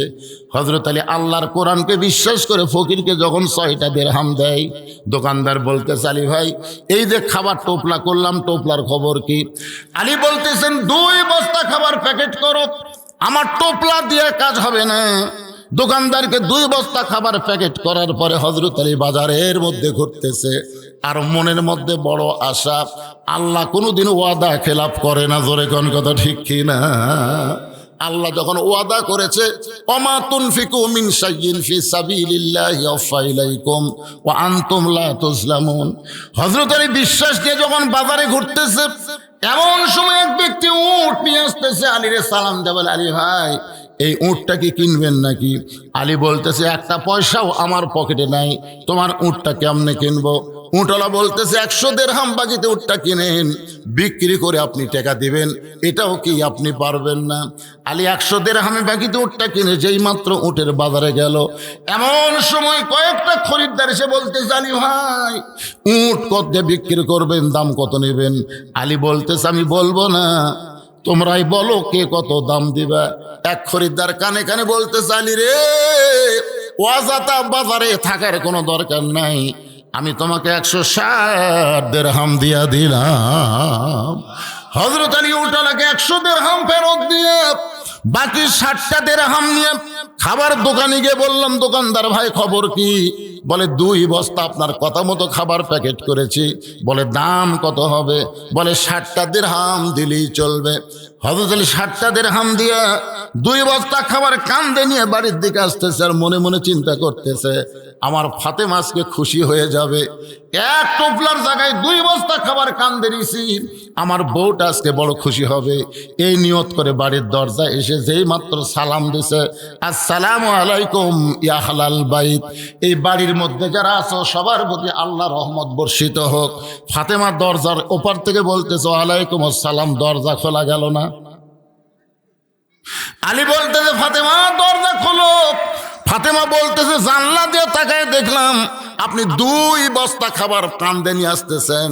আমার ওড়না বিক্রি করার টাকা দিয়া বড় জোর 1 টোপলা খাবার হবে, আপনি 2 বস্তা খাবার কোথায় পাইলেন? যতক্ষণ না বলবেন ততক্ষণ আমি ফাতেমা দরজা খুলব না। আলী বলতেছে ফাতেমা দরজা খোলো। দরজা খুললি 2 বস্তা কেমনে পাইলাম আমি বলবো। ফাতেমা বলতেছে দরকার হলে আমার হাসান হোসেন না খাইয়া মারা যাবে, কিন্তু 2 বস্তা কোথায় পাইলেন যতক্ষণ না বলবেন আমি নবীর মেয়ে ফাতেমা দরজা খুলব না। সুবহানাল্লাহ কন্যা খেন। তুমি 10,000 টাকা বেতন পাও আর 12,000 টাকা বাসা ভাড়া নাও, মাঝে মাঝে মাছ গোস্ত কিনো, টাকা পাও কোথায়? হ্যাঁ? আলী বলতেছেন ফাতেমা দরজা খোলো আমি বলবো। ফাতেমা বলতেছেন আগে বলেন তারপরে দরজা খুলবো। কমপক্ষে 10 বার আলী বলেছেন ফাতেমা রে 2 বস্তা কান্দে নিয়ে আমার বড় কষ্ট হচ্ছে, একটুখানি দরজা খোলো, দরজা খুললেই বলবো। ফাতেমা বলতেছে কি কষ্ট আগে বলেন তারপর আমি দরজা খুলবো। এমন সময় আল্লাহর কোরআন হযরত আলীর সামনে এসে বলতেছে আর রিজালু কাওয়ামুনা আলান নিসা, পুরুষ থাকবে উপরে আর নারী থাকবে নিচে। যতক্ষণ ফাতেমা দরজা খুলবে না ততক্ষণ তুমি বস্তার খবর বলবা না। 1-8 ঘন্টা হয়ে গেল, দরজা যখন খোলে না তখন হযরত আলী মনের দুঃখে মনের রাগে আল্লাহর নবীর দরবারে গেছে। আল্লাহর নবীর দরবারে গিয়ে দেখে নবী তখন চকিয়ার উপর বসে আছে। নবী এইটা দেখার সঙ্গে সঙ্গে খুশি হয়ে দৌড়ে এসে আলীর কপালে একটা চুমা দিয়ে আলীর কাঁধ থেকে 2 বস্তা নামায়া নিলেন। জোরে কোন সুবহানাল্লাহ। আল্লাহর নবী খুশি হয়ে হযরত আলীর কপালে চুমা দিয়ে আলীর কাঁধ থেকে 2টা বস্তা যখন নামায় নিলেন, নবী তাকায় দেখে আলীর মনটা বড় ভার। আল্লাহ রাসূল বলে আলী রে আমি 2 বস্তা তোমার কাঁধ থেকে নামায় নিয়ে তোমার কপালে চুমা দিলাম, এরপরেও তোমার মুখটা ভার দেখি কেন? আলী বলতে হুজুর আপনি ভালো, হুজুর আপনি ভালো, কিন্তু আপনার মেয়ে যেই বলছে আপনার মেয়ে রাসূল বলতে যে খবরদার আমার মেয়ে পর্যন্ত জবান বন্ধ কর, এরপর আর কিছুই বলতে পারবি না। আলী বলতে যে হুজুর কি আছে আপনার মেয়ের জন্য আবার কি রে? দুনিয়ার কত ধনী ধনী যুবক রে আমার ফাতেমাকে বিয়ে করবার চাইছিল, আমি কোন ধনী যুবকের প্রস্তাবকে গ্রহণ করি নাই। আমার আল্লাহ তাআলা ঘটকালি করে তোর মতন গরিব আলীর সঙ্গে আমার মেয়ের বিয়ে হয়েছে, আমার মেয়ের বিরুদ্ধে কিছুই বলবি না। আলী বলতে দে হুজুর, জোড়া হাত করে বলতে দে হুজুর, কমপক্ষে 1 ঘন্টা ফাতেমার জন্য দরজায় দাঁড়িয়েছিলাম, বারবার আমাকে বলতেছে 2 বস্তা কোথায় পাইলেন, না বললে দরজা খুলবো না। আমি বলতেছি আগে দরজা খোলো তারপরে বলবো। আল্লাহ রাসূল মুস্কে হাসিতে বলে আলী রে ফাতেমা যদি দরজা খুলতো তাহলে তুই কি আমার কাছে আসতি? আলী বলতে যে হুজুর ফাতেমার দরজা খুললে আপনার কাছে আমি আসতাম না। রাসূল বলে এই জন্যে ফাতেমার দরজা না খুলে তোকে আমার কাছে পাঠায়া দিছে। লিল্লাহে তাকবীর। আলী বলতেছে ইয়া রাসূলুল্লাহ আপনার মেয়ে দরজা না খুলে আপনার কাছে পাঠানোর পিছনে কারণ কি? রাসূল বললেন মাত্র 4টা কারণ। জোরে বলেন কয় কারণ? 1 নম্বর কারণ হলো আলী তুই কি বলতে পারিস ফাতেমার ওন্না তোর কাছ থেকে কে কিনছে? আলী চমকে না হুজুর। আল্লাহ রাসূল বলে আলী তুই কি বলতে পারিস কোন ফকির তোর কাছ থেকে ভিক্ষা নিয়েছে? আলী বলতেছে ইয়া রাসূলুল্লাহ আমি তো জানি না। রাসূল বলে আলী রে কে তোর কাছে উট বিক্রি করলো 100 দিরহাম বাকিতে? আলী তুই কি বলতে পারিস কোন খরিদ্দার 160 দিরহাম দিয়ে তোর কাছ থেকে উটটা কিনে নিয়েছে? হযরত আলী আস্তে করে মাটিতে বসে নবীর সামনে হাঁটু গেড়ে বলে ইয়া রাসূলুল্লাহ আমি কিছুই জানি না। আল্লাহ রাসূল বলে তুই জানিস না তো কি হয়েছে? আমি রাসূল তোকে জানাবার চাই আনা মাদিনাতুল ইলমি ওয়া আলিউ বাবুহা, আমি হচ্ছে এলেমের শহর আর তুই হবি তার দরওয়াজা। আলী কে তোর কাছ থেকে ফাতেমার ওন্না কিনলো? কোন ফকির তোর কাছ থেকে ভিক্ষা নিল? কে তোর কাছে 100 দিরহাম বাকিতে উটটা বিক্রি করলো? আবার কে খরিদ্দার হয়ে 160 দিরহাম দিয়ে উটটা কিনলো? তুই কি জানবার চাস? আলী বলতে যে হুজুর 1000 বার জানবার চাই। রাসূল বললেন তাহলে বস বস, আমি বলবো এখন তুই জানবি। তো হযরত আলী বসে গেছে জানার জন্যে। আপনারা কি জানবেন? জানবেন? কারা কারা জানবেন? আল্লাহকে একটু হাত দেখান তো দেখি। লিল্লাহি তাকবীর, হাত নামান। ওমর ফারুক এক দৌড়ে বাড়িতে এসে বউকে বলছে আব্দুল্লাহর মা সঙ্গে সঙ্গে দরজা খুলে গেছে। মনে আছে না ভুলে গেছেন? আপনারা ভুলে গেলেও আমি সেই বক্তা না। যেটি ঘুরি লাস্টে কিন্তু ফিনিশিং একটাই, ধরে এখন ঠিক কিনা? কিন্তু ভাই এই জায়গাতে আমার একটা কাম সারছে। আমি বললাম দ্বিতীয় বক্তাতে কিছু কাম করে দেন। এরা কয় না হুজুর বহুদিন পর আছেন, আপনি অন্তত 10-20টা মিনিট এই মাদ্রাসার জন্য একটু হাত বাড়ায় দিবেন হুজুর। ভাইজান এই মাদ্রাসার জন্য, এই নবীর এতিম ঘরের জন্যে মাদ্রাসা দেখে কলিজা ভরে যাচ্ছে। সে মাদ্রাসার বার্ষিক কত খরচ, আরো কত কাজ বাকি আছে। জানলা কয়টা লাগবে? 8টা। ঠাইয়ের জানলা কি কয় আরো 1 ঘন্টা খনি করতে হয় কয় রে? আরে 1 ঘন্টাকে যদি আমি 1.5 ঘন্টা কই, আমার কি আজকের পরে ওয়াজ আছে? আমি একটা মেরে চলে যাচ্ছি, তার নাই তো। 1 ঘন্টাকে 1.5 ঘন্টা কম, অসুবিধা কি? আপনারা কি উঠে যাবেন? পোলা আছে উঠে যাবে। যদি চলে যান আমার গাড়ির পিছনে ব্যাগ ডালা বড়, বুঝছেন, সব পোলা বান্দালিয়ে যাবো, আমার এতিম খানাত খিলাম, অসুবিধা কি? না মিছে কথা, তা নেব না ভাইজান। এই সর্বপ্রথম কোন আল্লাহর বান্দা এই মাদ্রাসায় একটা থায়ের জানলা দিবেন? 8টা জানলা, 8টা জান্নাত। সুবহানাল্লাহ বলেন। 8টা জান্নাত, 8টা জানলা লাগবে। একটা করে জান্নাত দিবেন, একটা করে জান্নাতের মালিক আল্লাহ বানায় দিবে। এতগুলো মানুষের মধ্যে সর্বপ্রথম একটা জানলা দিয়ে একটা জান্নাতের মালিক কে হবার চান? একজন আল্লাহর বান্দা বলেন হুজুর আমার বাড়িতে জানলা আছে কিন্তু নবীর ঘরে জানলা নাই। আমি নবীর মহব্বতের পাগল। আজকে যারা নবীর মাদ্রাসা একটা জানলা দিবে আমি দোয়া করে দেব, যে কোনো দিন রাতে স্বপ্নের ঘরে ওই ব্যক্তির সঙ্গে আল্লাহ নবীর যেন দিদার হয়ে যায়। নবীর মহব্বতে নবীর মাদ্রাসায় একটা জানলা, একটা জান্নাত। 8টা জানলা, 8টা জান্নাত। আসেন কোন আল্লাহর বান্দা পারবেন? সর্বোচ্চ একটা জানলার দাম কি 1 কোটি টাকা? একটা জানলার দাম কত হবে? মাত্র 8,000 টাকা। 8,000 টাকার একটা জানলা দেওয়ার জন্য কোন আল্লাহর বান্দার সর্বপ্রথম নাম লেখাবেন? যাদের বাপ মা কবরে গেছে, বাপ মার রুহের মাগফিরাতের জন্য নবীর এতিম মাদ্রাসায় একটা জানলা দিবেন। ভাইজান একজন আল্লাহর বান্দা আগে হাত তোলেন। আপনার দেখা দেখি যত মানুষ দান করবে আপনি দানের একটা অংশের সওয়াব আল্লাহ আপনাকে দিয়ে দিবে। কত টাকা কত হালে কত দিকে চলে যায়। আর নবী এই তোরা আবার উঠিস কারে বাচ্চারা, এই সময় উঠিস কা?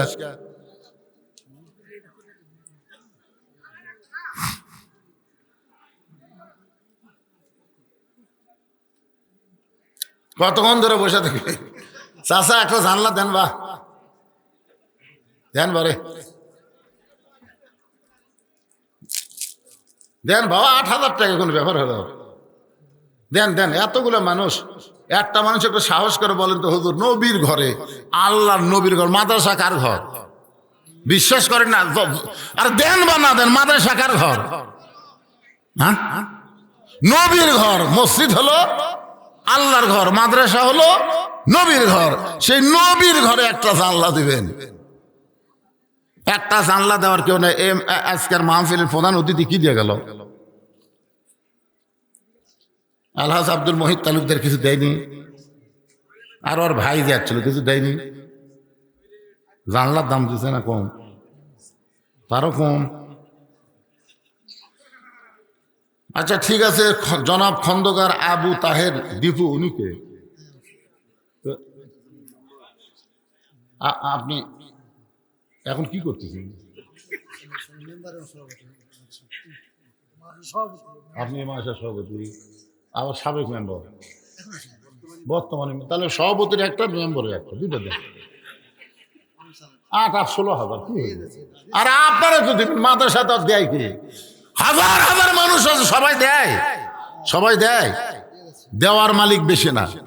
যে একবার দেওয়া শিখছে ও জীবনে আর দেওয়া বন্ধ করবি না। এই যে আমি একটা চা আলা পাশে এক চা আলা, আমি ওয়াজ করার আগে ওখানে যে 1 কাপ চা খেয়ে আসলাম, আমার কি চা খাওয়ার অভাব পড়ছে? আমি এখানে বসে যদি বলতাম 10 কাপ খামো, এনে দিবি না? কিন্তু আমি নিজে হেঁটে ওই দোকানে যে চা খেলাম, কেন জানেন? একটা চা বেচা খাই, সেই লোকটার মাথায় আমি টুপি তুলে দিলাম, তার কপালে একটা চুমা দিলাম, তাকে বললাম, বাবা এখন থেকে 1 ওয়াক্ত নামাজ বাদ দিবি না। আমি শুনলাম এই মাদ্রাসায় ওই চা বেচনি আল্লাহ 5,000 টাকা দান করছে, আর আমাকে হুজুরের নাস্তার জন্য আবার 1,000 টাকা দিছে। তো তাহলে যদি চা বেচনি আল্লাহ 6,000 টাকা দেয়, আমার ভাই মেম্বার এবং সভাপতি 2টা জানলা দিয়ে পারবি না? লিল্লাহি তাকবীর। আজকের মাহফিলের সম্মানিত সভাপতি, মাদ্রাসার সভাপতি, আবার সমাজের মেম্বার, একাই 2টা জানলা দান করে আল্লাহ 2টা জান্নাতের মালিক বানায় দাও, জোরে কোন আমিন।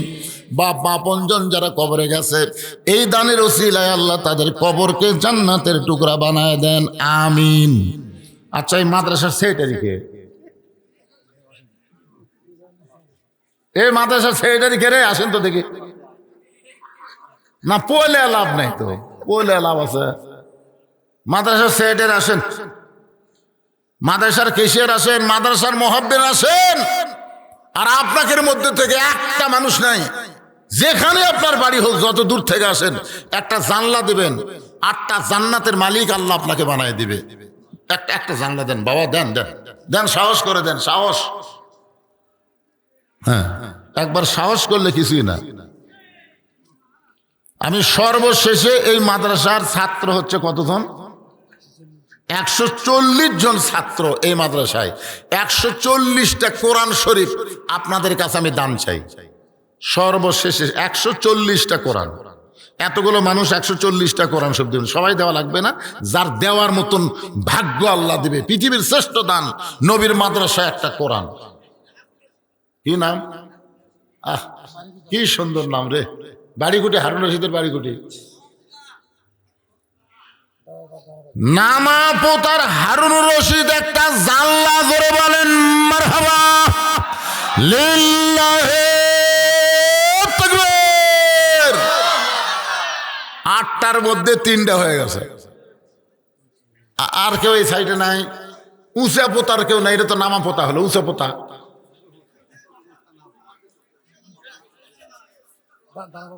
খোরশেদ আলম একটু ডানান তো ভাইজান। এই যে আপনি একটা জানলা, খোরশেদ, এটা কোন পোতা? খোরশেদ আলম উপর পোতায় একটা জানলা, ধরে বলেন মারহাবা। নামা পোতা, উপর পোতা, দেখছেন? 2 পোতা থেকে 2টা জানলা পাওয়া গেল। তাহলে সর্বসাকল্যে 4টা হয়ে গেল, আর মাত্র 4টা লাগবে। সেইটাই সব কোথায় ভাই জানাবেন? ময়না ভাই একটু আসুন তো ভাইজান। ভাই অনেকদিন পর দেখা ভাই, 2টা জানলা দেন। মাশাআল্লাহ, এটা তো এর কাছে চাই ভুল করছি রে আমি। এই যে এইরকম মরদ, তা সুবহানাল্লাহ, সুবহানাল্লাহ। মাদ্রাসার সেক্রেটারি সাহেব 2টা জানলা, করে বলেন মারহাবা। লিল্লাহি তাকবীর। সেক্রেটারি সাহেবের নাম কি? রিয়াজুল আবেদিন। মাদ্রাসার সেটা 2টা জানলা দিয়ে 6টা জানলা হয়ে গেল। দেখেন 6টা জানলা হয়ে গেল। হযরত আলীর কপালে নবী চুমা গেল, ঘাড়ের বস্তা নামা নিল, তারপরে আলীর মুখটা ভার। 6টা জানলা পাওয়ার পরে দেখা যাচ্ছে হুজুরের মুখটা ভার। তার মানে বোঝা গেল আপনাদের এলাকায় অনেকে বাকি দিয়া পরে আতিবার চায় না।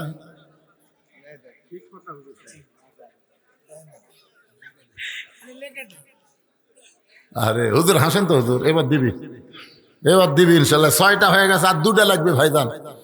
আপনাদের মধ্যে এই সাইডে কোনার দিকে একটা দানবীর নাই?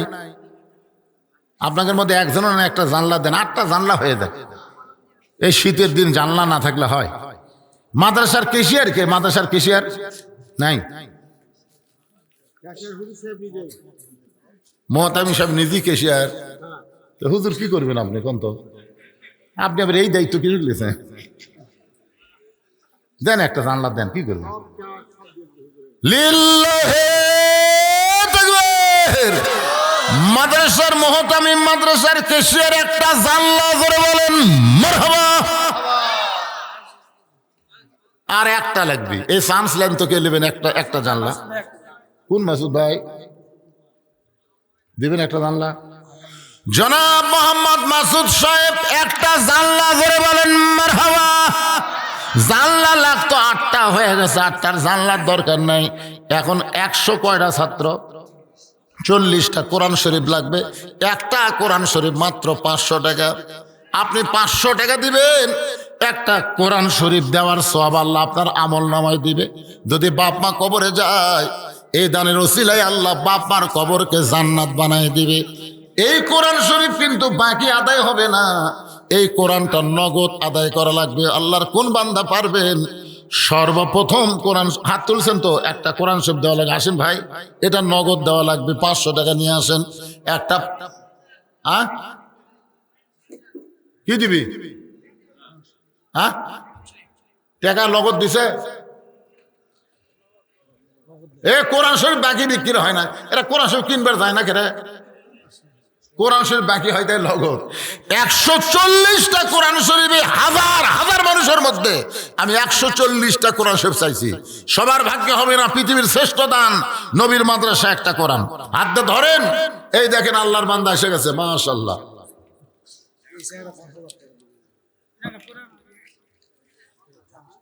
এই যে কোরআন শরীফ, একটা কোরআন পাওয়া গেল। আপনি খালি এটা কোরআন শরীফ গুনবেন, 140টা হওয়া লাগবে। আসসালামু আলাইকুম হুজুর, যারা নামাজ আদায় করে না তারা কি মসজিদের কমিটিতে রাখা যাবে? নামাজ যারা পড়ে না এরকম যারা কমিটি থসে, এরকম পর্যন্ত আল্লাহ বানবি। নামাজে না, যে নামাজ পড়ে না সেই মুসলমান। লা সালাত আলা ঈমান, যার নামাজ নাই তার ঈমানই নাই, আবার কমিটির কি? এই জন্যই তো মসজিদত মুয়াজ্জিন ছাড়া মুসল্লি হয় না। একটাই মুসল্লি, আমাদের মসজিদে তো একটা মুসল্লি আছে। কে ভাই? মুয়াজ্জিন। মুয়াজ্জিন ছাড়া মুসল্লি নাই। নামাজি ব্যক্তি চোখত পড়ে না, যারা 5 ওয়াক্ত নামাজ জামাতে পড়ে, তাদের মধ্যে আপনারা মসজিদ কমিটি করবেন। রাজি আছেন? হ্যাঁ। কয়টা হলো? মাশাআল্লাহ, দেখতে দেখতে 5টা কোরআন শরীফ হয়ে গেল। 6 নম্বর কোন আল্লাহর পাগল আছেন? এই নবীর এতিম মাদ্রাসা একটা কোরআন শরীফ, পৃথিবীর শ্রেষ্ঠ দান নবীর মাদ্রাসা একটা কোরআন। বাবা কান্দে, মা কান্দে, কবরেতে শুয়া, দেখলি না রে দরদের বেটা একবারও আসিয়া। আসসালামু আলাইকুম হুজুর, চেয়ারে বসে জামাতে নামাজ পড়লে নামাজ কি কবুল হবে? চেয়ারত বসে নামাজ পড়বেন কে? চেয়ারত বসে নামাজ পড়বেন বাড়ি পড়বেন। জামাতে নামাজ পড়বার গেলে 1 নম্বর শর্ত হলো কাতার সোজা করা লাগবে। আর কাতার সোজা করতে গেলে পায়ের গোড়ালির সঙ্গে গোড়ালি মিল করা লাগবে। যেই কাতারে চেয়ার আছে ওই কাতারে পায়ের গোড়ালি মিল করা যাচ্ছে, তাহলে আপনি 27 গুণ সওয়াব নেবেন না? 27 গুণ সওয়াব নেবার গেলে কাতার সোজা করা লাগবে, চেয়ার চলবে না। 6 নম্বর আল্লাহর একজন পাগল কোরআন শরীফ বাবদ 500 টাকা দান করেছে। মাশাআল্লাহ, 7 নম্বর হয়ে গেছে। মাশাআল্লাহ, আমার ভাইজান সভাপতি সাহেব কোরআন শরীফ বাবদ 500 টাকা দান করেছে। আল্লাহ দানকে কবুল। দুনিয়ার সবচাইতে বড় দান নবীর এতিম মাদ্রাসা একটা কোরআন। দেন দেন দেন দেন, পৃথিবীর শ্রেষ্ঠ দান ভাইজান, একটা কোরআন শরীফ দান করেন। বাবা কান্দে, মা কান্দে, কবরেতে শুয়া, দেখলি না রে দরদের বেটা একবারও আসিয়া। আপনাদের মধ্যে কি 500 টাকার লোট নাই ভাইজান? নাই? একটু দেন না কেন? একটা কোরআন শরীফ দিবেন রে। কোরআন শরীফ দিতেও শয়তান ধোঁকা দিচ্ছে। একটা কোরআন শরীফ দিবেন। বাপ্পা যাদের কবরে গেছে, বাপ্পা রুহের মাগফিরাতে এই মাদ্রাসায় 140টা বাচ্চা লেখাপড়া করে, তাদের হাতে হাতে একটা কোরআন শরীফ দেওয়ার জন্য মাশাআল্লাহ আর একটা কোরআন বাবদ 500 টাকা এসে আল্লাহ কবুল করেন। আমার মা বোনেরা নবীর মাদ্রাসায় কোরআন বেশি দান করে, আমার মা বোনেরা দান করবেন।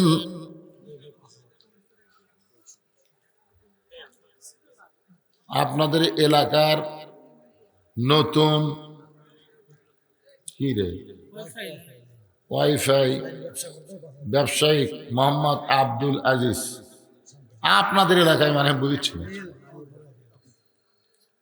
ওয়াইফাইয়ের ব্যবসা করে।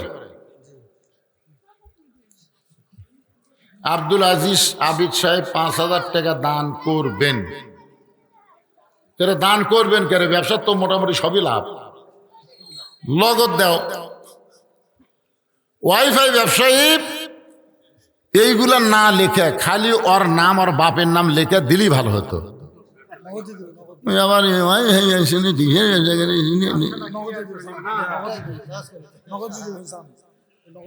নগদ দিবি, দেন নগদ দাও।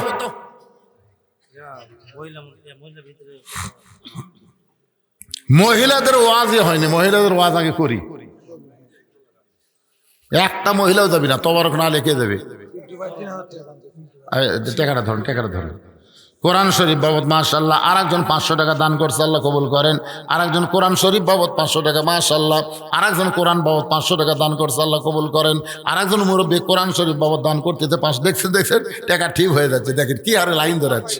আল্লাহ আল্লাহ ও আল্লাহ, তোমার নবীর মাদ্রাসায় কোরআন শরীফ বাবদ কে ভাই ফেরত দিলেন কে ভাই রে?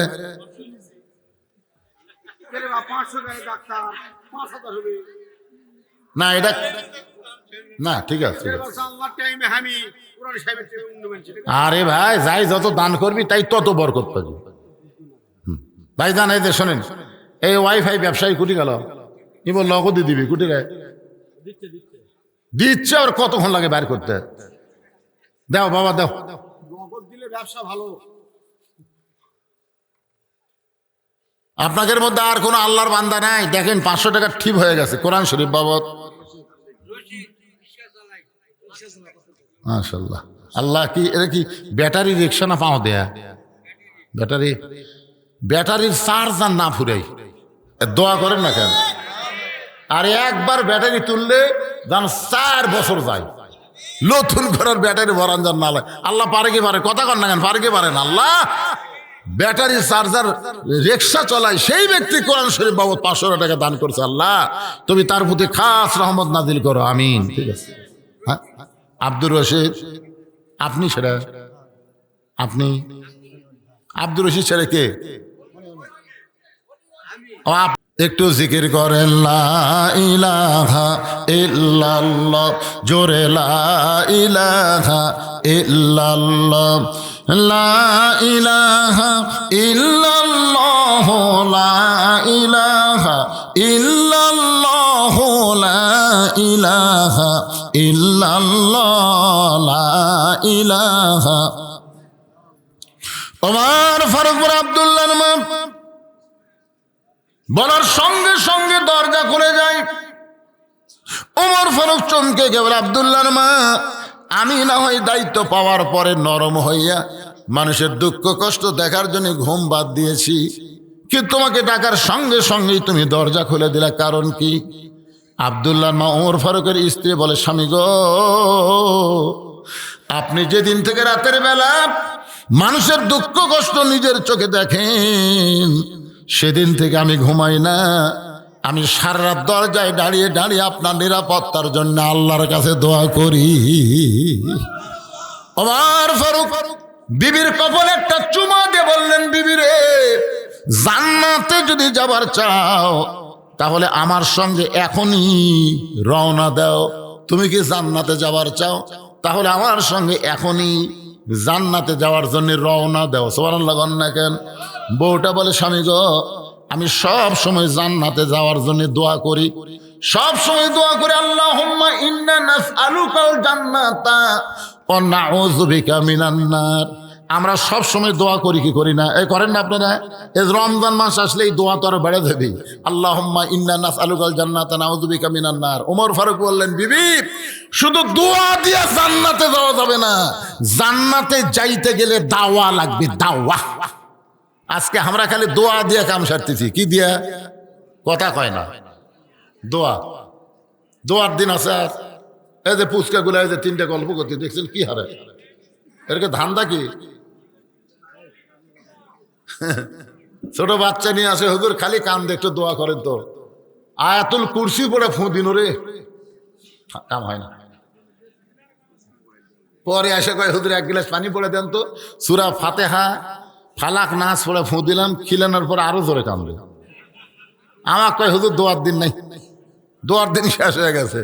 কিছুদিন পরে বললাম মা কান্দে না, না হুজুর আর কানবি কেন? তো কি দিয়ে বন্ধ হলো? কয় যখনই কান্দে মোবাইল চালু করে দেই।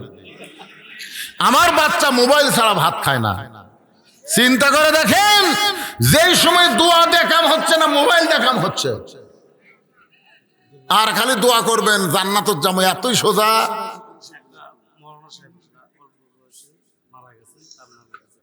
অল্প বয়সে মৌলানা মারা গেছে, তার রোহের মাগফিরাতে 500 টাকা কোরআন শরীফ বাবু দান করেছে। আল্লাহ তার কবরকে জান্নাতের টুকরা বানায় দেন, আল্লাহুম্মা আমিন। ওমর ফারুক বললেন, শুধু দোয়া করে জান্নাতে যাওয়া যাবে না, এই জিনিসগুলো নেও, এই জিনিসগুলো নেও।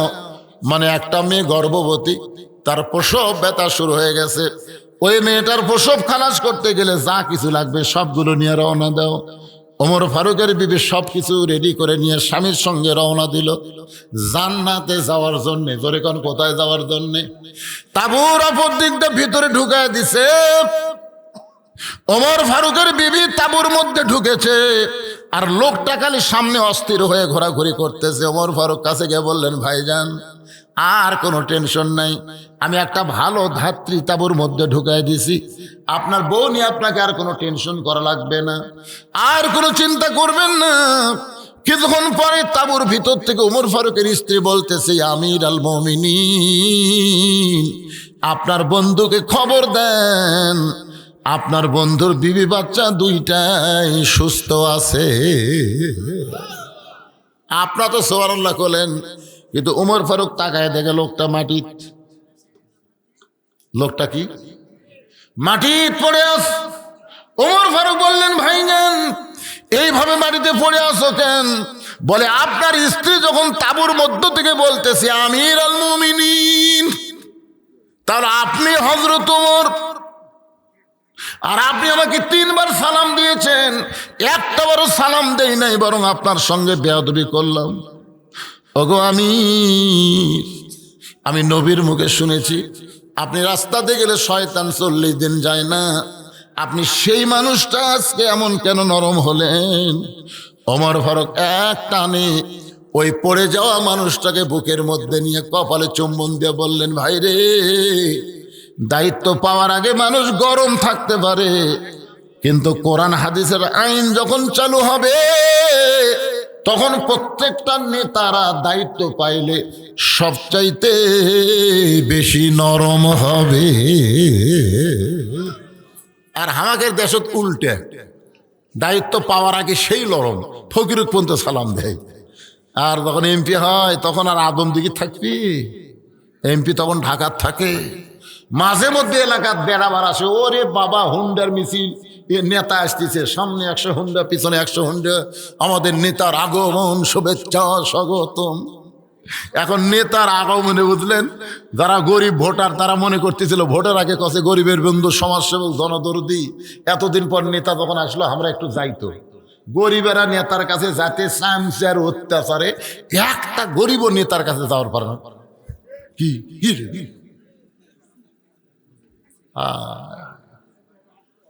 কি বুঝতেছেন?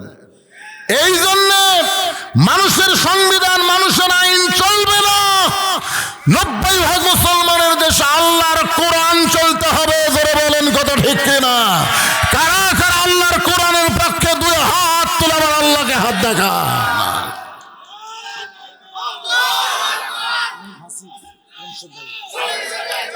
লিল্লাহি তাকবীর। আল কোরআনের আলো সংসদে জ্বালো। মাশাআল্লাহ, দেখে দিল মীর হাসিব একটা কোরআন শরীফ বাবদ 500 টাকা দান করেছে। আল্লাহ দানকে কবুল করেন, আল্লাহুম্মা আমিন। কি লাগবে? হ্যাঁ, সিমেন্ট। কি কাম বাকি আছে আপনার? ও প্লাস্টার হয়নি, সিমেন্ট। আল্লাহর ঘরে জানলা, নবীর ঘরে জানলা শেষ, আপনার জানলা দিবার চালেও আর নেওয়া যাবে না। এখন এই মাদ্রাসার প্লাস্টার করতে গিয়ে সিমেন্ট লাগবে ভাইজান।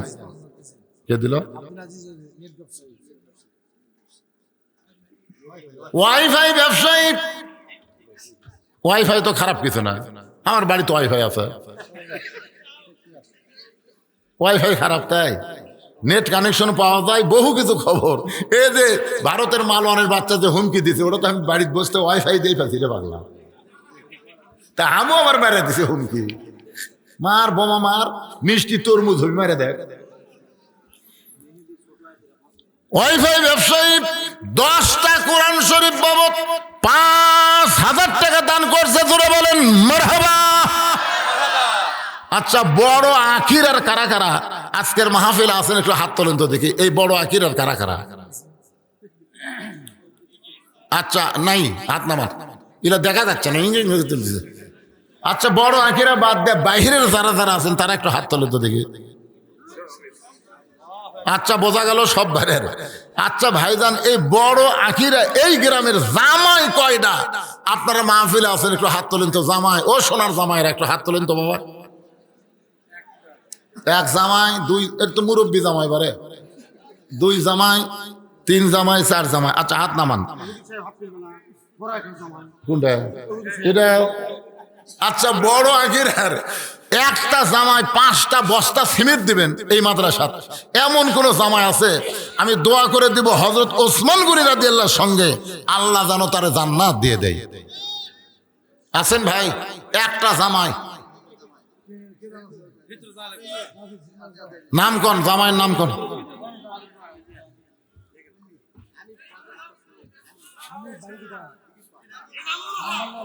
ইনামুল হক এই গ্রামের জামাই। 5 বস্তা, কিন্তু 5 বস্তা সিমেন্ট। জোরে বলেন মারহাবা। আমরা দোয়া করে দিব আল্লাহর নবীর ডবল জামাই ওসমান গনির সঙ্গে আল্লাহ যেন তারে জান্নাত দিয়ে দেয়। জোরে কোন আমিন। মেহেদি ছোট আকরার মেহেদি আগামীকাল 5,000 টাকা দিবে। এটা নগদের মধ্যেই ধরে নেওয়া যায়। 5,000 টাকা দান করবে, আল্লাহ তার দান কবুল করেন। আল্লাহ নেক নিয়ত নেক আশা পুরা করেন, আল্লাহুম্মা আমিন।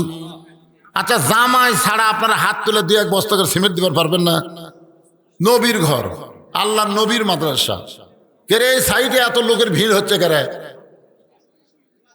এই শেষের দিকে এত ভিড় কেরে? মসজিদের সবার শেষে এসে আগে যায়। এইরকম কিছু মরদ আছে না নাই? জোরে কর, আছে না নাই? তো ফেরেশতারা বলতেছে, আল্লাহ তুমি কোরআনে বলেছো ইজা নুদিয়া লিস-সালাতি মিন ইয়াউমিল জুমআ ফাসাউ ইলা যিকরিল্লাহ, জুমার আযান হওয়ার সাথে সাথে মসজিদে আসা লাগবে। কিন্তু এর কি কাম? এরা শেষে এসে আগে যায়, এরা কে? আল্লাহ বলতেছেন ফাওয়াইলুল লিল মুসাল্লিন, এরা মুসল্লি না, এরা আল্লাহর সাথে ঠাট্টাকারী। ও আর শোনার সময় যারা নাই, তবারক নেওয়ার সময় যারা আসতেছে, ওরা একই পর্যায়ে। খা খা পোলা খা, পরে ডাক্তারের কাছে কত টাকা দেওয়া লাগে বুঝবো। একটা হলো তবারক আর একটা হলো খিচুড়ি। আপনাদের জন্য হবে তবারক। সুবহানাল্লাহ কন না কেন? কি আবু হানিফ এই গ্রামের সন্তান, সাকি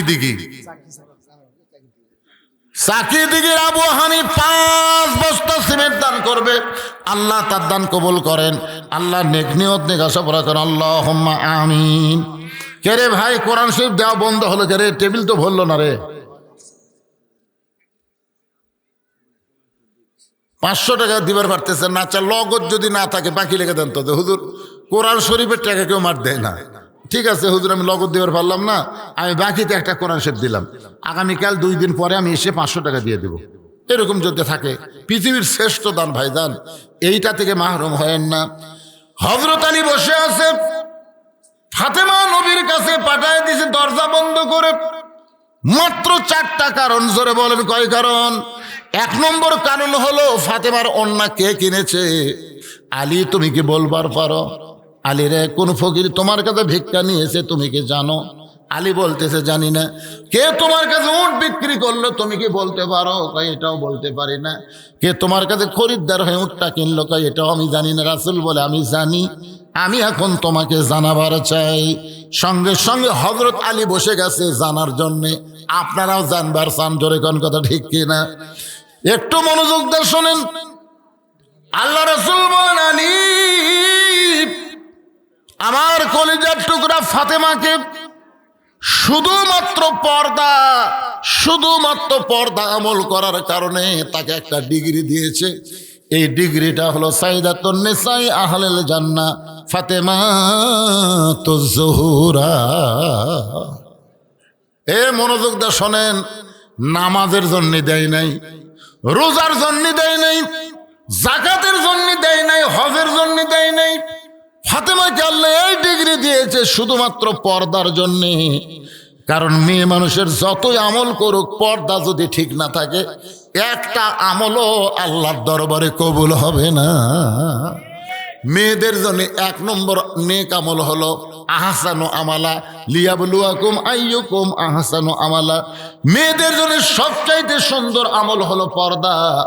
আজকে বাংলাদেশের সমস্ত মেয়েরা যদি পর্দার মধ্যে থাকে, আমাদের একটা যুবকও খারাপ হওয়ার কোনো চান্স, জোরে কম। এই যে যুবকগুলো সারাদিন পাগলার মতন ঘুরতেছে, আইরে কি ঘোরাই ঘরে বারে, উত্তর পাড়া দক্ষিণ পাড়া, কেরে এত ঘুরিস কে? যে পাড়া দেখবেন পরিমণি বেশি, ওই পাড়াতে আবার যুবকের ভিড়ও বেশি। পরিমণি বোঝেন না? লুঙ্গি ড্যান্স দেয়, লুঙ্গি ড্যান্স। একটু মনোযোগ দিয়ে শোনেন। রাসূল বলে আলী ফাতেমা পর্দা নিশি। আল্লাহ ফাতেমাকে এত ভালোবাসে, দুনিয়ার কোনো মানুষ ফাতেমার ওড়না কিনুক এটা আল্লাহ চায় নাই বলে আল্লাহ তাআলা একজন ফেরেশতাকে খরিদ্দার বানায়া ফাতেমার ওড়নাটা 6টা দিরহাম দিয়ে কিনে ওই ওড়নাটা আল্লাহ যত্ন করে জান্নাতের মধ্যে রেখে দিয়েছে। এখন আপনারা বলেন, পর্দা নিশি নারীকে আল্লাহ ভালোবাসে কম না বেশি?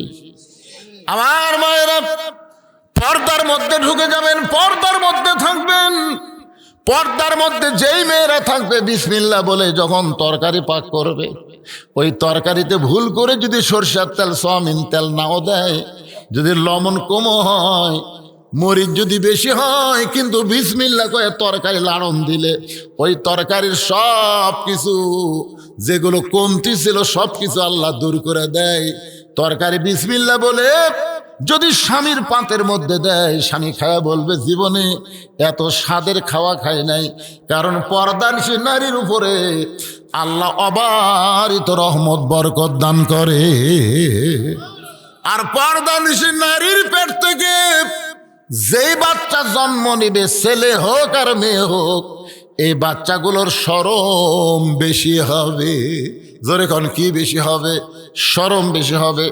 রাসূল বলে আলী রে, আল্লাহ তাআলা ওই ওড়নাটা যত্ন করে জান্নাতের মধ্যে রাইখা দিয়ে তোমাকে যে 6টা দিরহাম দিল, ওই 6টা দিরহাম নিয়ে তুমি যখন হাসান হোসেনের জন্য খাবার কিনতেছিলে, তোমার মনে বড় আশা হাসান হোসাইন ঘুম থেকে চেতন পাবে।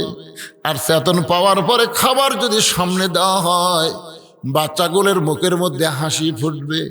তুমি আলী বাবা হইয়া 6টা দিরহাম দিয়ে খাবার টোপলা যখন নিবার চাও, এমন সময় আল্লাহ ওই ফেরেশতাকে বলে, ফেরেশতা যা যা ফকির সাইজা আলীর কাছ থেকে 6টা দিরহাম ফেরত নিয়া।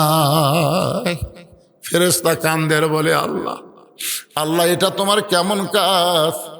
ওড়না বিক্রি করার 6টা দিরহাম দিলা, আর 6টা দিরহাম দিয়ে খাবার কিনলো সন্তানের জন্য, আর সেই 6টা দিরহাম ফেরত নিয়ে আসবে, এটা কেমন কথা? আল্লাহ বলে ফেরেশতার রে, তুই বুঝবি না, তোরা বুঝবি না।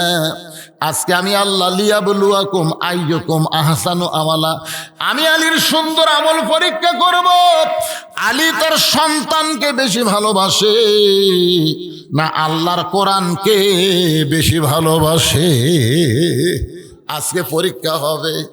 রাসূল বলে, আলী রে, ওই ফকির যখন 3 দিনে না খাওয়ার কথা বলে তোমার কাছে বায়না ধরে, তোমার কাছে যখন খাবার চাই, তুমি একটা দিরহাম দিবার চাইলে কোরআনকে সম্মান করে আম্মা সাইলা ফালা তানহার, কিন্তু তুমি যখন একটা দিরহাম দিবে, এমন সময় আল্লাহর কোরআন তোমাকে বলতে চালি রে, একটা দিরহাম দিলে তুমি 10টা দিরহাম পাবা, 2টা দিলে তুমি 20টা পাবা, আর 6টা দিলে আল্লাহ তোমাকে 60টা দিরহাম দেবে। ইউফা ইলাইকুম, আল্লাহ নেয় না রে আলী, আল্লাহ ফেরত দেয়। তুমি আল্লাহর কোরআনকে বিশ্বাস করে ফকিরকে 6টা দিরহাম যখন দান করে দিলা, ওই ফকির 6টা দিরহাম নিয়ে যখন আল্লাহর কাছে কান্দে আর বলে, আল্লাহ ধরো তোমার দিরহাম তুমি ফেরত নাও, আল্লাহ বলে, ফেরেশতা কান্দিস না, আমার আলী কোরআনকে বিশ্বাস করে বাজারের মধ্যে ঘুরতেছে আর দোকানদারকে 2 বস্তা খাবার প্যাকেট করার কথা বলেছে, কারণ বিশ্বাস করেছে, বিশ্বাসে মিলাই বস্তু তর্কে বহুদূর। যারে ফেরেশতা যা মানুষ হইয়া একটা উট আলীর কাছে বিক্রি করে 100 দিরহাম বাকিতে, রাসূল বলে, আলী রে, ওই ফেরেশতা উটওয়ালা হয়ে তোমার কাছে 100 দিরহাম উটটা বাকিতে বিক্রি করলো, আবার ওই ফেরেশতাকে আল্লাহ খরিদ্দার বানায়া তোমার কাছ থেকে 160 দিরহামে উটটা কিনে নিল। 100 দিরহাম উটওয়ালারে দিয়া বাকি 60টা দিরহাম দিয়ে তুমি 2 বস্তা খাবার কিনলা। 6টা দিরহাম দান করার কারণে আল্লাহ দুনিয়াতেই তোমাকে 10 গুণ ফিরাইয়া দিল। তাই বলতে যে ভাইজান, যারা দান করবেন আল্লাহকে দিবেন, মনে করেন না যে আল্লাহর ঠেকা আছে, আল্লাহর কোনো ঠেকা নাই, ঠেকা হলো আমাদের ধরে। কোন কথা ঠিক কিনা? as-সাদাকাতু তারুদ্দুল বালা, রাসূল বলেছেন দান সদকা করলে বালা মুসিবত দূর হয়ে যায়। ওয়া তাজিদু ফিল উমর, আল্লাহ তার হায়াত বাড়ায় দেয়। রাস্তাঘাটে কত অ্যাক্সিডেন্ট, কত কিছু হচ্ছে। আমি গতকাল ওয়াজ করে যখন ওই জোয়ারি থেকে ওই বড়াই গ্রাম থেকে আসতেছিলাম ভাইজান, নন্দীগ্রাম পার হওয়ার পরে দেখলাম 3টা গাড়ি অ্যাক্সিডেন্ট এমনভাবে হয়েছে, অ্যাক্সিডেন্টের কারণে গাড়িতে আগুন লেগে অনেক মানুষ দুনিয়া থেকে বিদায় নিল। এরা কখনো এইভাবে দুনিয়া থেকে যাবে কখনোই চিন্তা করে নাই।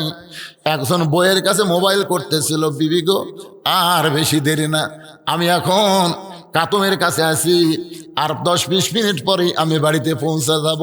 বউ মনে করতেছে 20 মিনিট পরে বাড়িতে আমার স্বামী আসবে, কিন্তু রাস্তার মধ্যে অ্যাক্সিডেন্ট হয়ে গেল। ওই কথাটা বইয়ের কাছেই থাকলো, স্বামী আর বইয়ের কাছে ফিরে আসতে পারলো না। আমরা যারা এখানে বসে আছি ভাই, এখান থেকে মোবাইল করে বলতেছি বদরুশিদের ওয়াজ শেষ হলে আমরা বাড়ি যাব, কিন্তু ওয়াজ শেষ করার পরে বাড়ি যাওয়ার কোনো গ্যারান্টি আমাদের নাই। হতে পারে আজকের জীবনের শেষ ওয়াজ, হতে পারে আজকের জীবনের শেষ মোনাজাত। তাই বলতেছি, যদি পকেটের মধ্যে কোনো টাকা পয়সা থাকে আমি আপনাদের ব্যাগ পাঠায় দেব, ছাত্ররা আপনাদের কাছে ব্যাগ নিয়ে যাবে। জীবনের শেষ দান মনে করে 10 পারেন, 20 পারেন, 50 পারেন, আল্লাহর হস্তে এই নবীর মাদ্রাসায় দান করবেন। আপনাদের কাছে এখন ব্যাগ যাবে। কেরে বাচ্চারা, এই ব্যাগগুলো নিয়ে যাও, যাও যাও যাও, ব্যাগগুলো নিয়ে যাও। মাশাআল্লাহ, 2টা কোরআনের দাম নগদ দিছে, আরো 10টা কোরআন শরীফ বাকিতে করছে দান। এই মোট 12টা। কি ও প্রবাসী কোন দেশে থাকে? বড় আকার ছেলে পেলে, আল্লাহ যেখানেই থাকে আল্লাহ তাদেরকে ভালো রাখেন, আল্লাহ কবুল করেন, সুস্থতা দান করবেন। কে? শাহজাহান সাগিদার 2000 টাকা দান করেছে, আল্লাহ তার দানকে কবুল করেন, আল্লাহ নেক নিয়ত নিগাসা পড়া করেন, আল্লাহুম্মা আমিন। এই কি লে ঢুকছে রে, কি রে?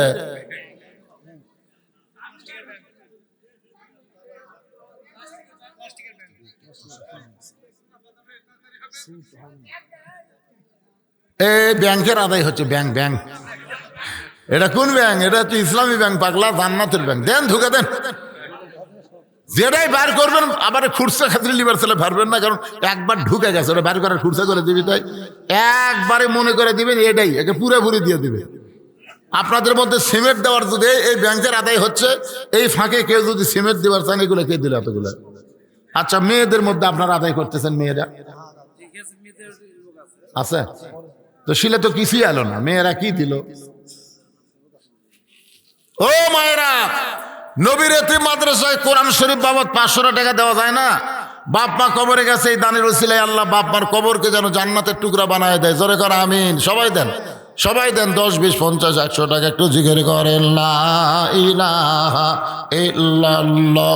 জোরে লা ইলাহা ইল্লাল্লাহ, লা ইলাহা ইল্লাল্লাহ, লা ইলাহা ইল্লাল্লাহ, লা ইলাহা ইল্লাল্লাহ, লা ইলাহা ইল্লাল্লাহ, লা ইলাহা, লা ইলাহা ইল্লাল্লাহ মুহাম্মাদুর রাসূলুল্লাহ সাল্লাল্লাহু আলাইহি সাল্লাম।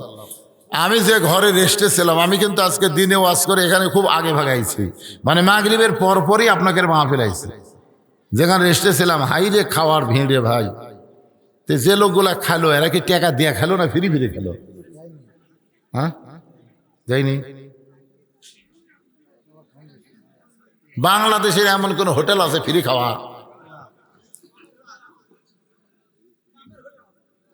এটা বাপের হোটেল হয়, বাপ মাথার সাথে খাচ্ছে রে।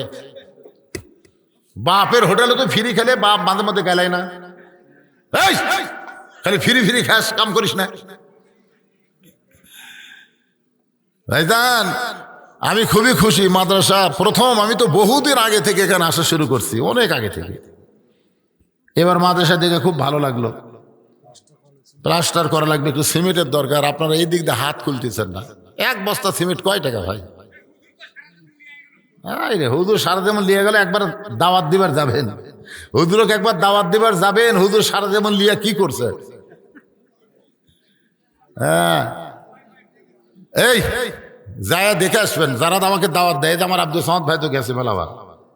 প্রথম যখন গেছে তখন আমার জায়গা ছিল মাত্র 12 শতক জায়গার উপর মাদ্রাসা।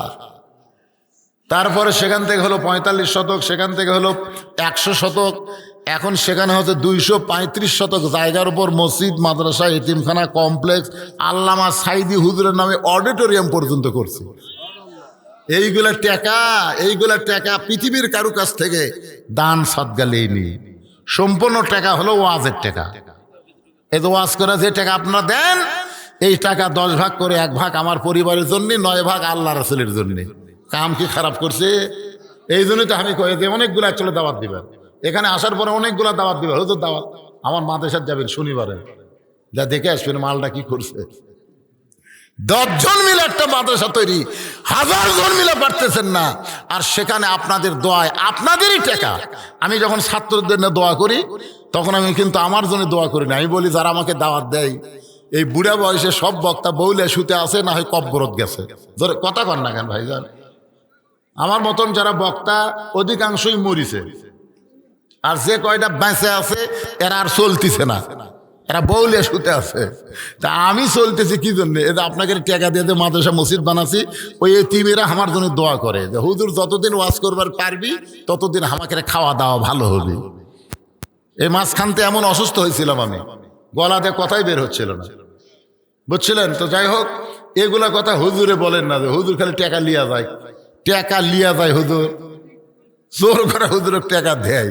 এ ভাই আমার কতবার গেছে, আপনাদের এলাকার কত লোক দাওয়াত দিবার চায়, আমি নিবারই চাই না, নিবার পারিও না।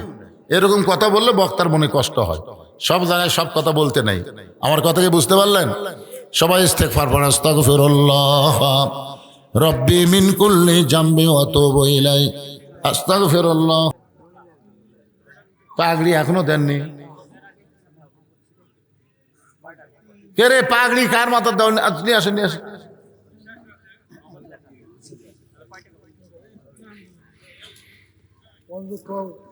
মাইক দেখো দেন, এটা চালু করে দাও, এটা চালু করে দাও।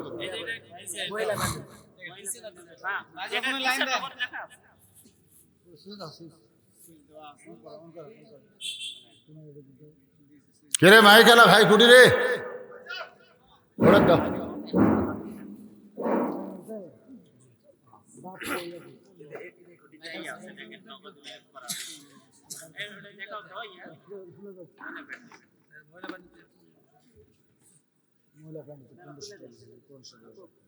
কোরআন শরীফের জন্য মায়েরা 1500 টাকা দান করছে, 3টা কোরআন বাবদ। আল্লাহ কবুল করে।